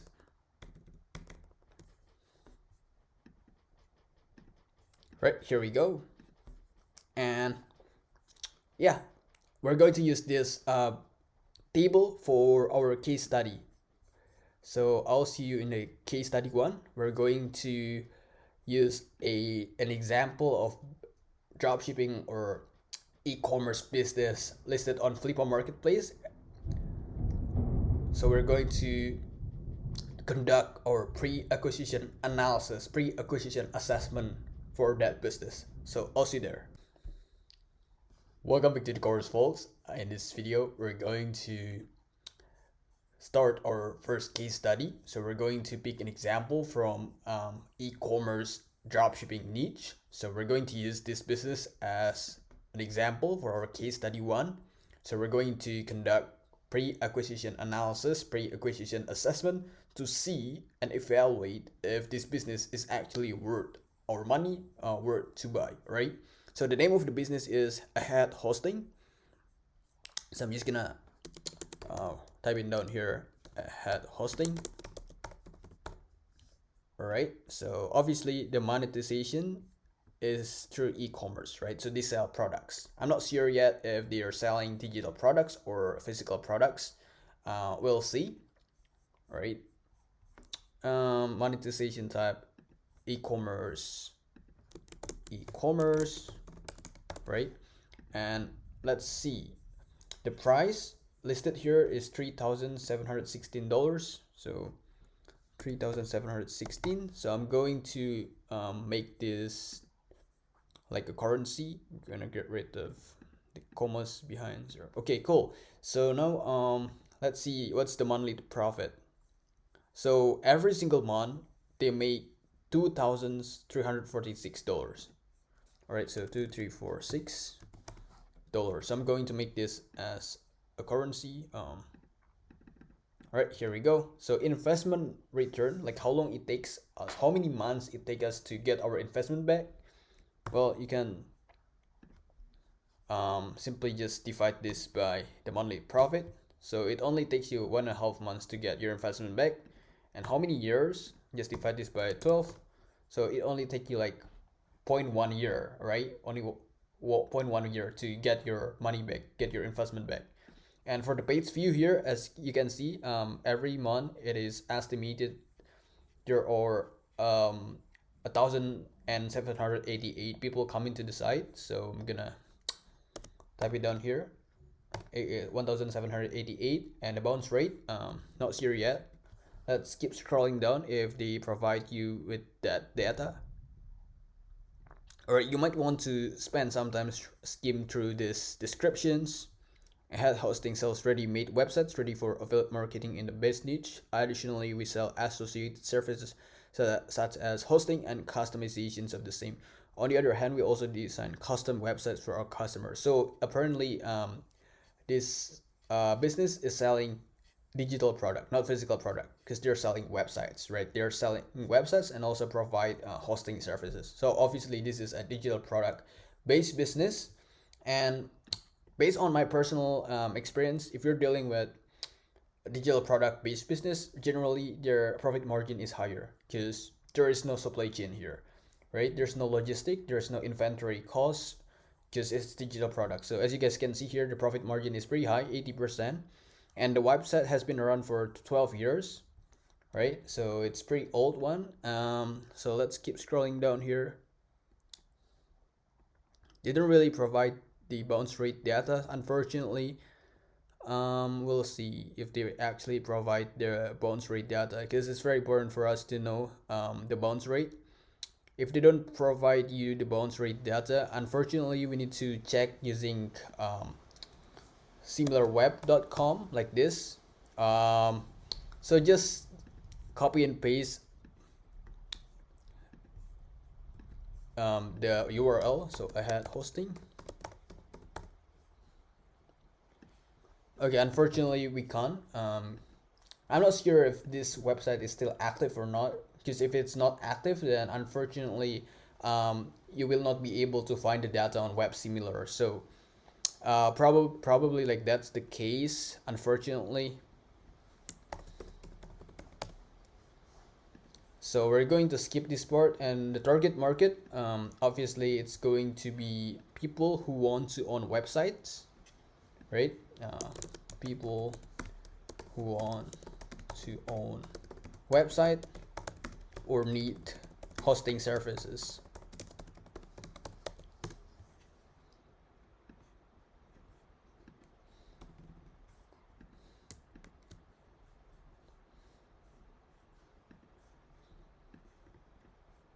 And for the competitions, we're going to use Google Trends to check if it has lots of competitions or not. So we're going to go to Google Trends and see if this particular niche has a lot of competitions in the market. So we're just going to type in hosting service like this, enter, and then change this to worldwide. Change this from past day to past 90 days. All right, 41, 67. I think for the competitions, it's not too high. So I'm gonna go with medium, right? So yeah, I think the problem here is the bounce rate. I'm still kind of curious about the bounce rate. I really like to communicate with the seller first. If I want to purchase this business, I will need to communicate with the seller first to ask questions about the bounce rate. I will need him to provide me with the bounce rate data, right? Because I really need that data to make a good decisions whether this business is worth my investment or not. So yeah, I'm still looking for the bounce rate. I'm still kind of curious about the bounce rate, guys. So if the bounce rate is not that high, I think this business is a pretty good investment, assuming that you will get your investment back really fast, just like the less than 2 months. If everything goes well, you can get your investment back in less than 2 months, which is great, right? So yeah, I think that's all for case study one. I'll see you in the next case study. We're going to pick a website from content niche, and we're going to do kind of the exact same thing here, conducting pre-acquisition assessment to see and evaluate if that business is going to worth your money or not. So I'll see you guys there. What's up, guys? Welcome back to the course. In this video, we're going to start our case study 2. So we're going to pick an example from a content niche. So we're going to use this website as an example, honest pros cons. All right, so this is basically a website that provides you with many different pros and cons of variety of topics, and we're going to use this business as our second case study. We're going to conduct pre-acquisition assessment to evaluate, to assess if this business worth our investment or not. So as you guys can see here, this is verified listing, which is a pretty good indication. So first of all, I'm going to type down the name of the business, honest pros and cons, right? And for the monetization type, so I'm just gonna keep scrolling down. Okay, so the monetization is through ads, right? So ads, we don't know yet like what type of ads. It could be like banner ads, native ads, or even Google AdSense.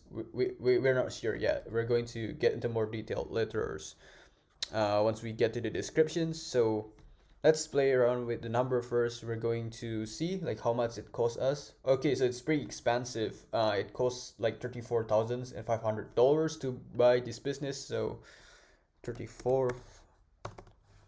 All right, so I'm just gonna make this a dollar. Just going to make this currency. And what about the monthly profit? Okay, so as you guys can see here, this business generates us $1,165 per month. All right, so 1165. So let's do simple mathematics here. How long it takes, how many months it takes us to get our investment back. So we're just going to divide this with the monthly profit. So okay, it takes you 29 or maybe 30 months, right? So 30 months to get your money back. So let's calculate like how many years that your investment is going to be, when you're going to get your investment back, how many years. So we're just going to divide this by 12. So it takes you like 2.4 years, 2.5 years to get your money back, to get your investment back, assuming everything goes well. And let's see the page view. All right, as you guys can see here, they have pretty high traffic, 79,388 people coming to the website every single month. So 79 388 people coming to the site, so almost 80,000 people's coming to the site. Maybe you want to do like some cross check to validate if the informations, if the data given here is actually accurate. So we're going to type in honest pros and cons. Just click on it, and we're also going to get the bounce rate. It's very important for us to pay very close attention to the bounce rate to know the quality of the traffic as well. Okay, so the total visit here from last month is 68.4K, a little bit lower than the page visit, but I think it's still acceptable because the number is highly dynamic, and what you see here might be like rough estimations about the traffic coming to the website for the past couple months. All right, and for the bounce rate, as you guys can see, it's pretty high, 76.6%. Personally, if you're asking myself this question, whether it's too hard or not, well, I think it's pretty concerning to see high bouncing rate, meaning that from 10 people visiting this website, 7 of those 10 people um, come to that website and then leave immediately, maybe just less than 2 seconds or less than 3 seconds. So yeah, I might have like some concerns when it comes to the bounce rate. So I'm gonna type in 76.65%, pretty high bounce rate. And who is the target market? Well, I think it's pretty broad. You don't really have like specific target market because the business is simply just posting articles about pros and cons of a variety of topics. Let's spend some time reading the descriptions first. High potential for adding thousands of articles, possibly AI generated and humanly edited to reduce costs. However, just gonna skim through this. For your old content websites with 400 articles exploring pros and cons of different topics such as monarchy, cell phones, in school, tattoos, virtual reality, abortion, Brexit, Spotify, Chromebooks, and many more. I think it doesn't really have like specific target audience, doesn't really have like specific target market, so it's pretty broad, right? So since the target market is pretty broad or pretty general, we cannot really check we cannot really check the competitions since we don't really have like a specific keyword that we can use to search on Google Trends platform, right? So I'm just gonna leave this blank. But in overall, if you're asking me this question, whether this business is worth my money or not, I don't really think so, to be honest with you, because the bounce rate is pretty high. It's pretty concerning to see lots of people coming to the websites and leave it immediately. So I guess I have um, I have a concern when it comes to the quality of the traffic coming to that website, and also like the investment, the ROI here. It takes you like 29 months or kind of close to 2.5 years to get your money back. I think it's pretty long. It's pretty long time to get your money back. So obviously, I don't see there is any reason why I would like to invest in this business, to be honest with you. And the other thing that make me unsure about the business is due to the fact that this content website doesn't have a specific target audience, specific target market, right? Because the website has like bunch of articles about pros and cons of variety of topics. However, it doesn't really like specify the target audience, so it's too broad, too general. And in my personal opinion, it's going to be hard. It's going to be pretty challenging for us to sustain this business. And if you don't really have like specific characteristic, you don't have like your own uniqueness, then it's kind of hard to stand out from the crowds. That's also like the other reasons why I don't see any future investing in this business personally. So yeah, that's all, guys. I will see you in the next video where we're going to start our case study 3. We're going to pick applications, Android applications or iOS application niche, and conduct pre-acquisition analysis, just the same thing that we did in the previous videos. What's up, guys, welcome back to the course. In this video we're going to start our case study 3. So for our case study 3, we're going to use these applications called exam for our case study. So we're going to conduct pre-acquisition assessment to evaluate if this Android or iOS app is worth our investment. All right, as you guys can see, obviously this is from education niche. This is basically an application to help students organize their assignments for exams or any other, school activities, stuff like that. So we're just going to type in the name of the app, exam, like this. All right. For the monetization types, it's through monthly subscriptions. If we scroll down here, and if we rate this question, how do you make money? The app earns money on monthly subscriptions. All right, so that's how they earn money. So monthly subscriptions. I misspell it. And let's see the statistics. So the app has been around for 4 years. The monthly profit is $1,241, right? $1,241. That's the monthly profit. I should have put it here, not in that column. So yeah, I'm just gonna delete this. And the price that we need to pay is $15,000, right? So $15,000. That's the amount of money required to purchase this business. And let's do simple math.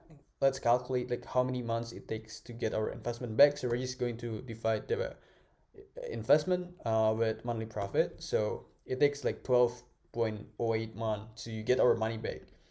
And in terms of years, so we're going to divide this by 12. So it takes us like just approximately a year to get our money back, to get our investment back. So since we're dealing with applications, we're dealing with Android applications, therefore we cannot really see like the page views, but instead we're going to see like the average download. So there are like 160 people downloading this app every month. So I'm just gonna type in 160. And again, since this is applications, Android applications, this is not websites, therefore we cannot really see the bounce rate. So we're just going to leave this column blank. And the target market, obviously it's for students, right? Because pretty sure like vast majority of people using this app or students.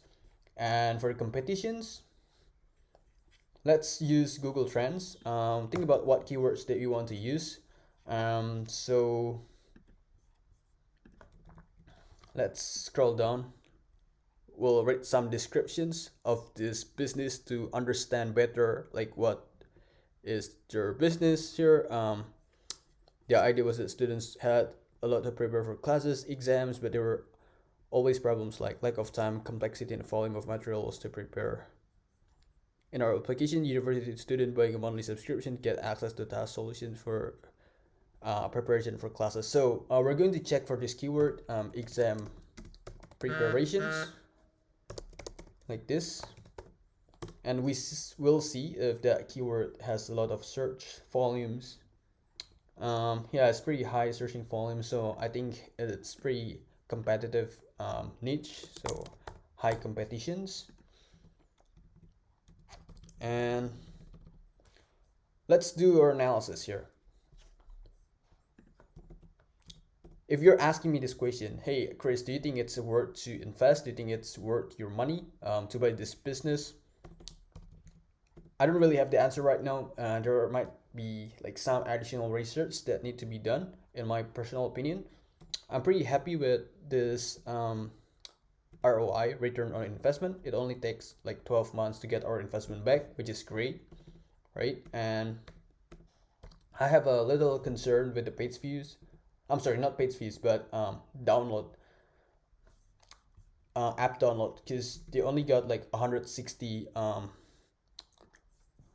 downloads per month. I think that number is pretty low, right? So this app only got 160 users downloading the app every month, which is pretty low in my opinion. The profit margin is 83%. I don't think it's surprising because this is digital product, so they are not going to be dealing with supply chain, inventory costs and stuff like that. If we keep scrolling down,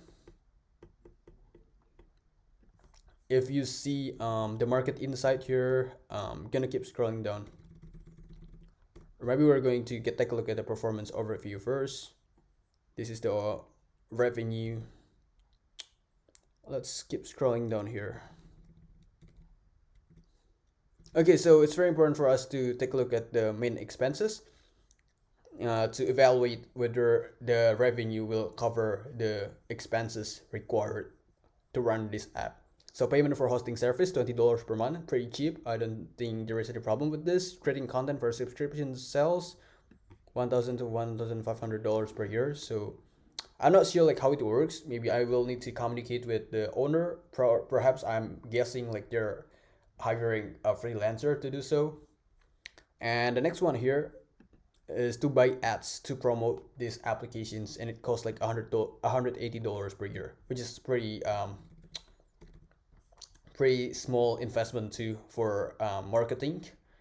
I would say it's pretty small percentage from the revenue. We keep scrolling down here, and as you guys can see, the revenue and profit charts. I do have a little concern though with August 2022.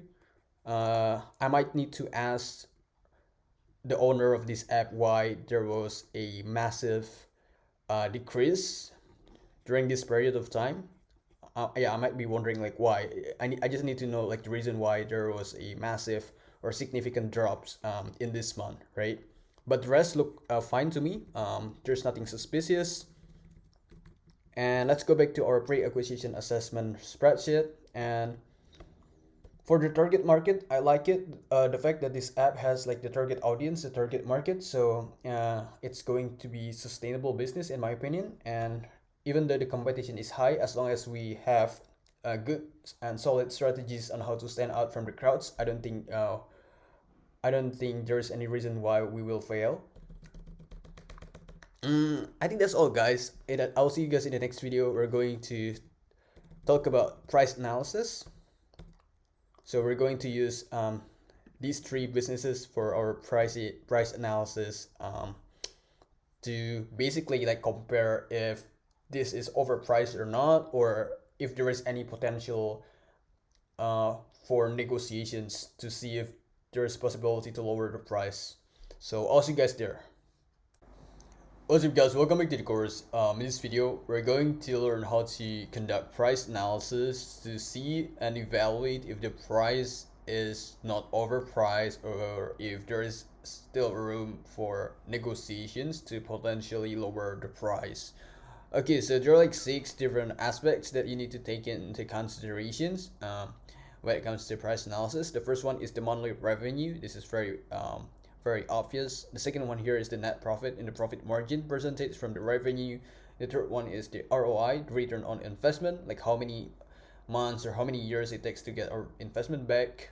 The fourth one here, you need to compare the price with other similar businesses with the same quality or the same values, I would say. And the fifth one here, you need to conduct further analysis on financial report to ensure the consistency of the profit and revenue. It's very important, guys, making sure that like every single month there is no significant drops that might look a little bit suspicious, right? If there is, then you might need to communicate with the owner of the business first before purchasing the business. And the sixth one here, assets valuations to assess if the price can potentially be negotiated for a better deal. All right, so we're going to use the data that we created here, pre-acquisition assessment, for our price analysis. All right, so we're just going to pick like one of these three. We're going to pick all of them. Maybe I'm going to go with Ahead Hosting. All right, so this is the business that we're going to pick. All right, as you guys can see here, the monthly profit is $2,346, and the price, the investment that you're going to pay to buy this business is $760. All right, how many months it takes you to get your investment back? It takes you like 1.5 months or 1.6 months. Very short. And if you see like other businesses in that niche, e-commerce, dropshipping, right, Shopify, in those niche, obviously most of them have like way higher price compared to this business, right? So let's go to Ahead Hosting first, just to make sure. So I'm just gonna click on it. This is the websites that we are talking about, and the first row here, Ahead Hosting.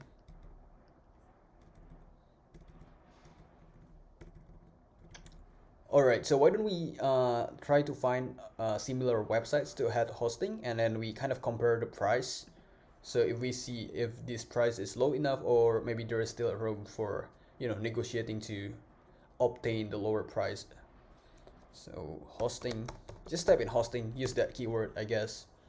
So as you guys can see here, we cannot like compare Ahead Hosting to like all websites here. It's not going to be apple to apple comparison. It's not going to be very fair comparison. As you guys can see, most of them have relatively like higher price compared to Ahead Hosting.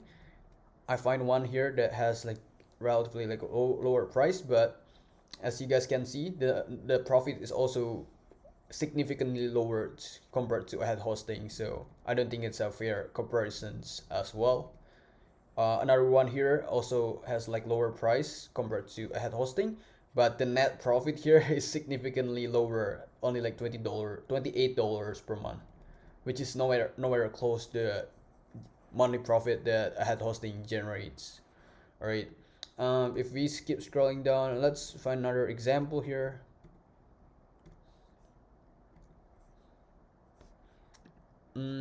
Okay, so I find another website here where the net profit is kind of similar to the net profit that Ahead Hosting generate. However, as you guys can see here, the price is significantly higher. So you're going to need to pay $14,800. So I genuinely think that the price for Ahead Hosting is low enough, and I don't see there's any reason for negotiations to get the lower price, I guess. And let's talk about the ROI, the return on investment. I think it's very short. It only takes you like 1.5 months to get your money back, to get your investment back. If you're asking me if there's like standardized durations to know if the investment is worth your money or not, well, I don't really have like this standardized number, but personally, when I conduct this type of analysis, I see if it takes you like more than 12 months, or in other words, if it takes you like more than a year to get your money back, to get your investment back, then I personally will not go for it. But if you have like a year or maybe less than a year to get your money back, then it seems to be a pretty good indications. So as you guys can see here, the second business, it takes you like 29 months or 2.4 years. So I'm not going to proceed with this business, I guess. But this third one here, it only takes you like 12 months, or yeah, roughly a year to get your investment back. So I would also consider business, the third business here, exam, Android applications, right? So what else that we need to do? Conducting further analysis on financial report to ensure the consistency of profit. All right, so let's go back to Flippo Marketplace and let's click on Ahead Hosting, and we'll see its revenue breakdown. So we're going to pay very close attention to every single details. Do they provide? Okay, cool. As you guys can see, this is the revenue and profit graph. So this is from April 2022 to March 2022. So this is from like for like the last 12 months. All right. As you guys can see here, the graph looks fine to me. There's like a significant increase here from January to February 2023. So this is pretty good indications that this website has a good prospects. There's no like significant drop. All right, there's no like significant drop that's suspicious. So yeah, I just don't see any suspicious thing with this graph. As you guys can see here, the profit margin is 80%. What else? What about the last point, asset valuations, to assess if the price can potentially be negotiated for a better deal? If we go back here and keep scrolling down here, you can also like do analysis with the WooCommerce data here. So this is not on Shopify, this is on WooCommerce. This is the data from Google Analytics. So if you want to conduct further analysis about the traffic, you can see it from here. The only thing that concerned me the most is the engagement rate. It seems to be very low, like 0.4%. I guess I'm going to ask the seller about this. I'm going to have like a couple questions about the engagement rate, like why is it very low. What else? Keep scrolling down, keep scrolling down. Okay, so think about these assets. You have like domains, email address, email, subscriber list, website, files, social media account. This is great thing, guys. This is like a bonus point. When you buy this business, you also get your social media account, which is like the complementary part of buying the business, and also like brand assets like logo, etc. So this website is built on WordPress. WooCommerce is like one of WordPress extensions for building e-commerce store. Just in case if you don't know that. Yeah, so for this business, I don't see there is any room for potential negotiations to lower the price, since the price is low enough in my opinion. So yeah, guys, that's how you do price analysis. Obviously, every business has different case. So like the more you do it, the more you're going to get used to it. So I'll see you guys in the next video. We're going to talk about negotiations and closing the deal. All right, so I'll see you guys there. What's up, guys? Welcome back to the course. In this video, we're going to talk about negotiations and closing the deal. So there are four different aspects that you need to pay very close attention to when it comes to negotiations. So let's begin with the first one here: comparisons. You need to be able to provide price comparisons with other relevant businesses with the same quality and revenue. So you need to make sure that the comparisons that you use as a basis of your negotiation should be a fair comparison, should be an apple to apple comparisons. Let me give you an example. For example, you're comparing a business that generates $10,000 per month with another business that only generates $1,000 per month. Obviously, that's not fair comparisons, right? That's not an apple to apple comparisons. So if you use that comparisons as the basis of your negotiations, obviously the seller or the owner of that business is going to reject you right away. And the reason why, because it's not fair comparisons. Logically, if we're talking about a business that generates $10,000 per month, obviously it's going to be more expensive compared to a business that only generates $1,000 per month, right? That's just common sense. And let's talk about the second one here: always start slow. This is not only applicable when it comes to negotiating business on Flippa Marketplace. It's applicable like everywhere else.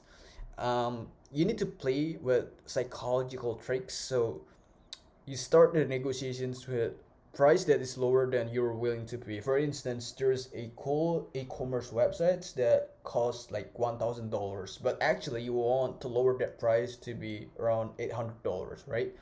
So the first offer that you should ask the owner is not $800. You should ask maybe like $700 or maybe $750, right? And then see if the owner could accept it, or maybe if he doesn't accept that, he might want to increase that price a little bit more. Then hopefully you land somewhere close to $800, right? Like the original place that you want, the original price that you wanted to be.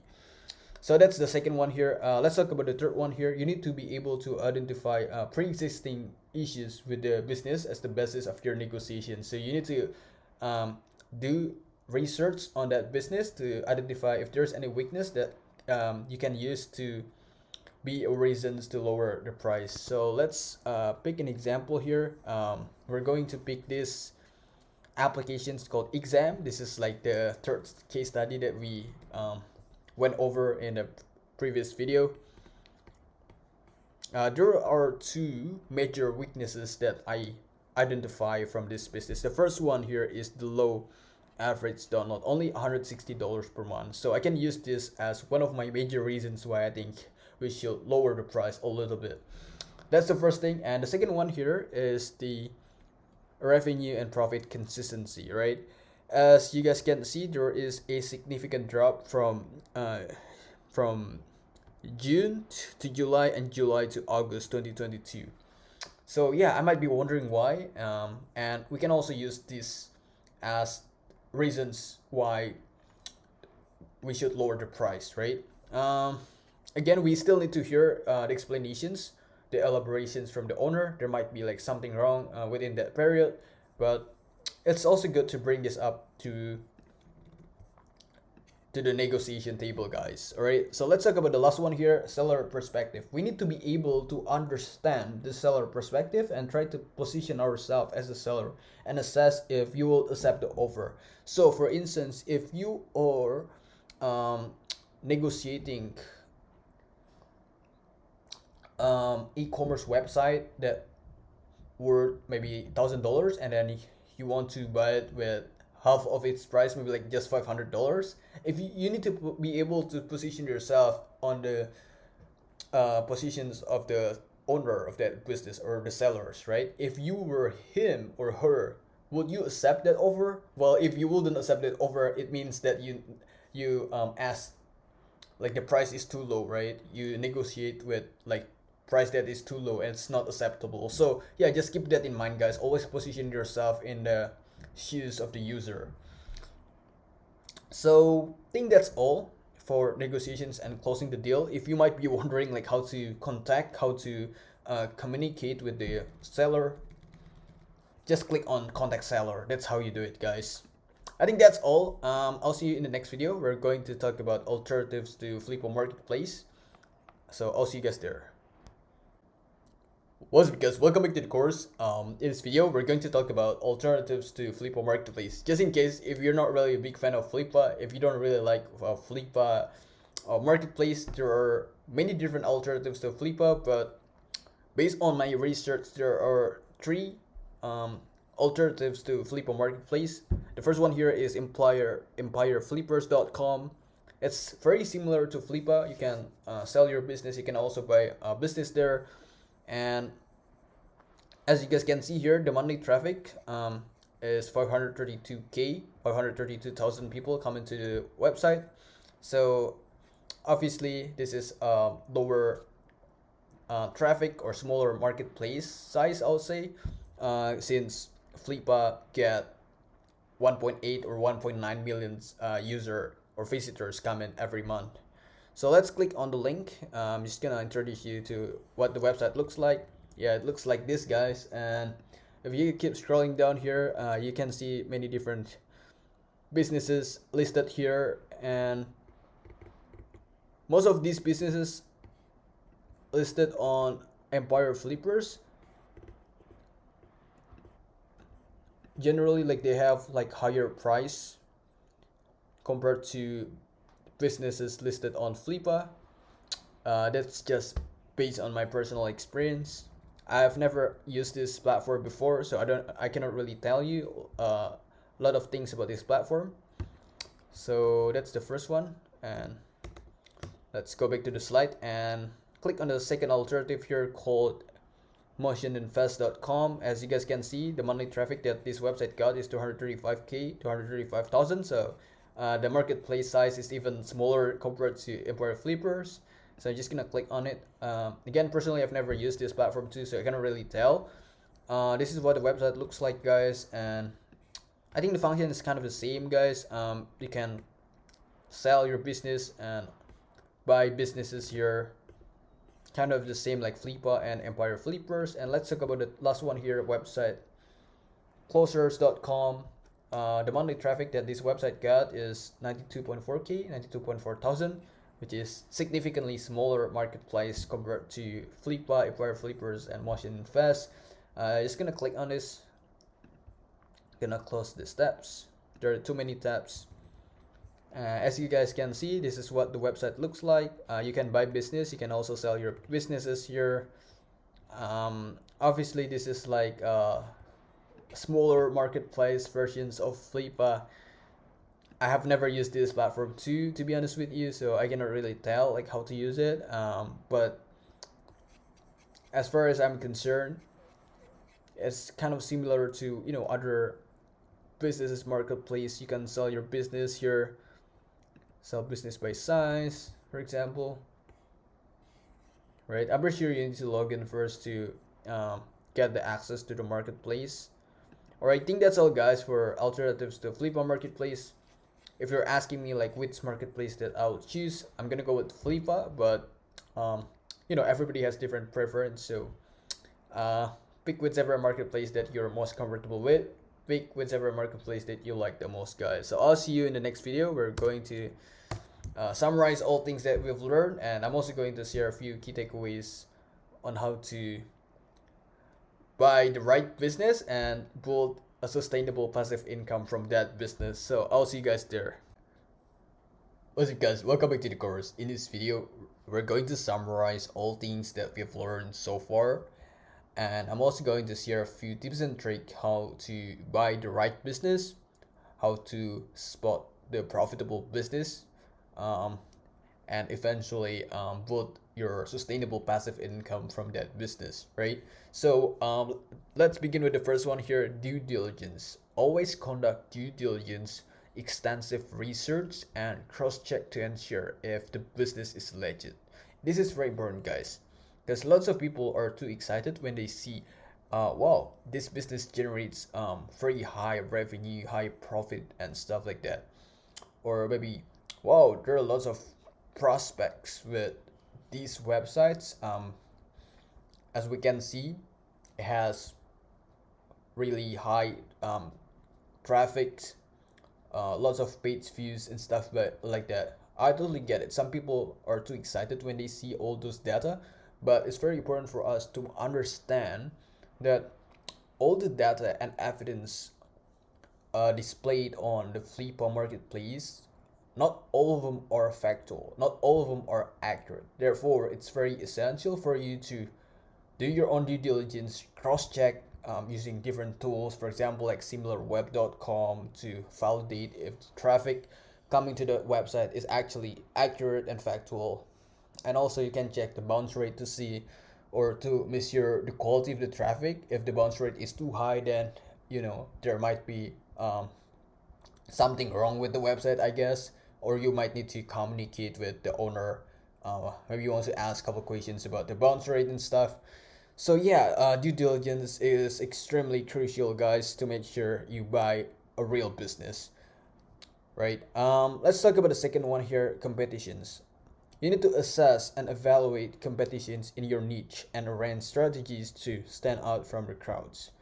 So, for instance, you're planning to buy a dropshipping website or e-commerce websites, right? You need to do extensive research, full analysis on your competitors. You don't necessarily need to go to every single competitor's website. It's going to consume a lot of time, and potentially it will be like waste of your time. But it's very important for you to know like what the market actually wants and what the market actually needs, and you need to be able to provide like those values, like what your target market wants, and that's how you stand out from the crowds. um, I think that's like the most effective strategy to beat your competitors, in my opinion. Let's talk about the third one here: future prospects. Based on historical data, financial reports, and other projections, you can make accurate and reasonable data-driven decisions. But again, this is disclaimer.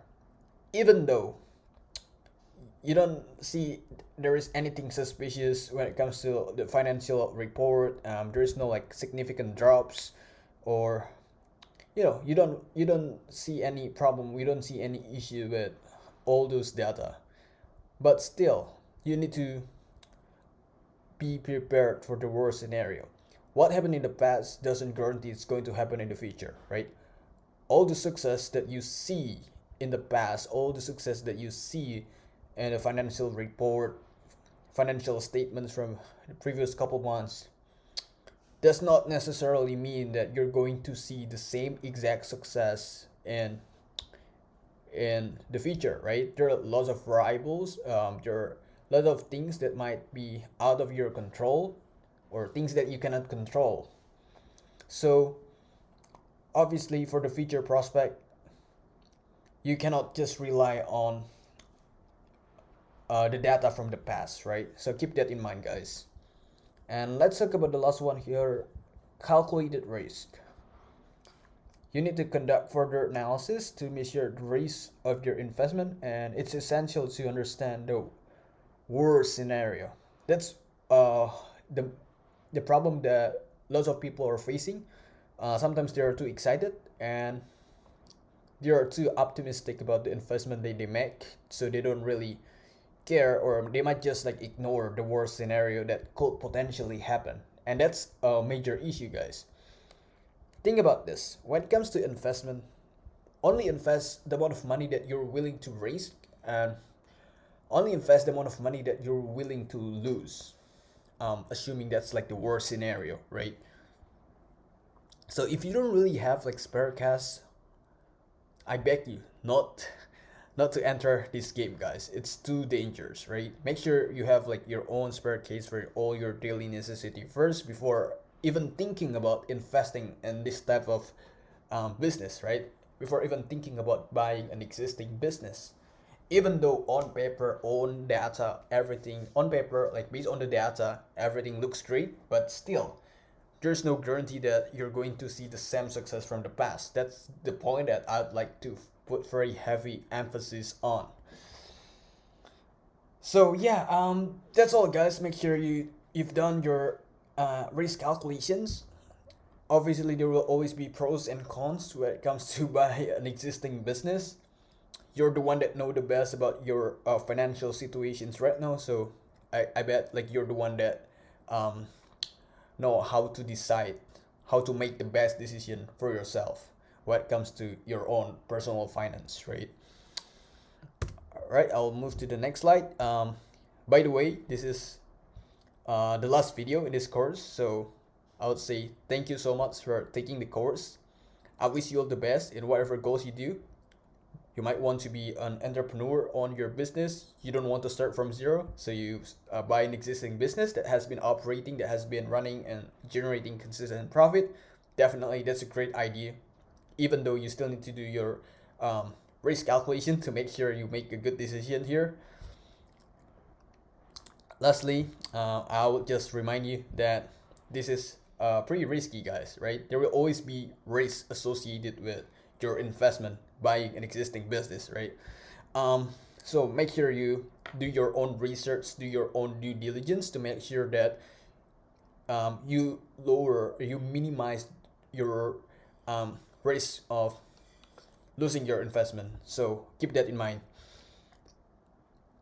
Once again, thank you for taking the course. Congratulations for getting this far. Congratulations for completing the course. I'm so proud of you. You should be proud of yourself too for getting this far. And I wish you all the best in whatever you do. I'll see you guys in the next course. Maybe if you're interested in my course, check out my new course, which is going to be released hopefully like by the end of this week. So I'll see you there if you are planning to take one. But if you're not, I'll see you whenever I see you guys.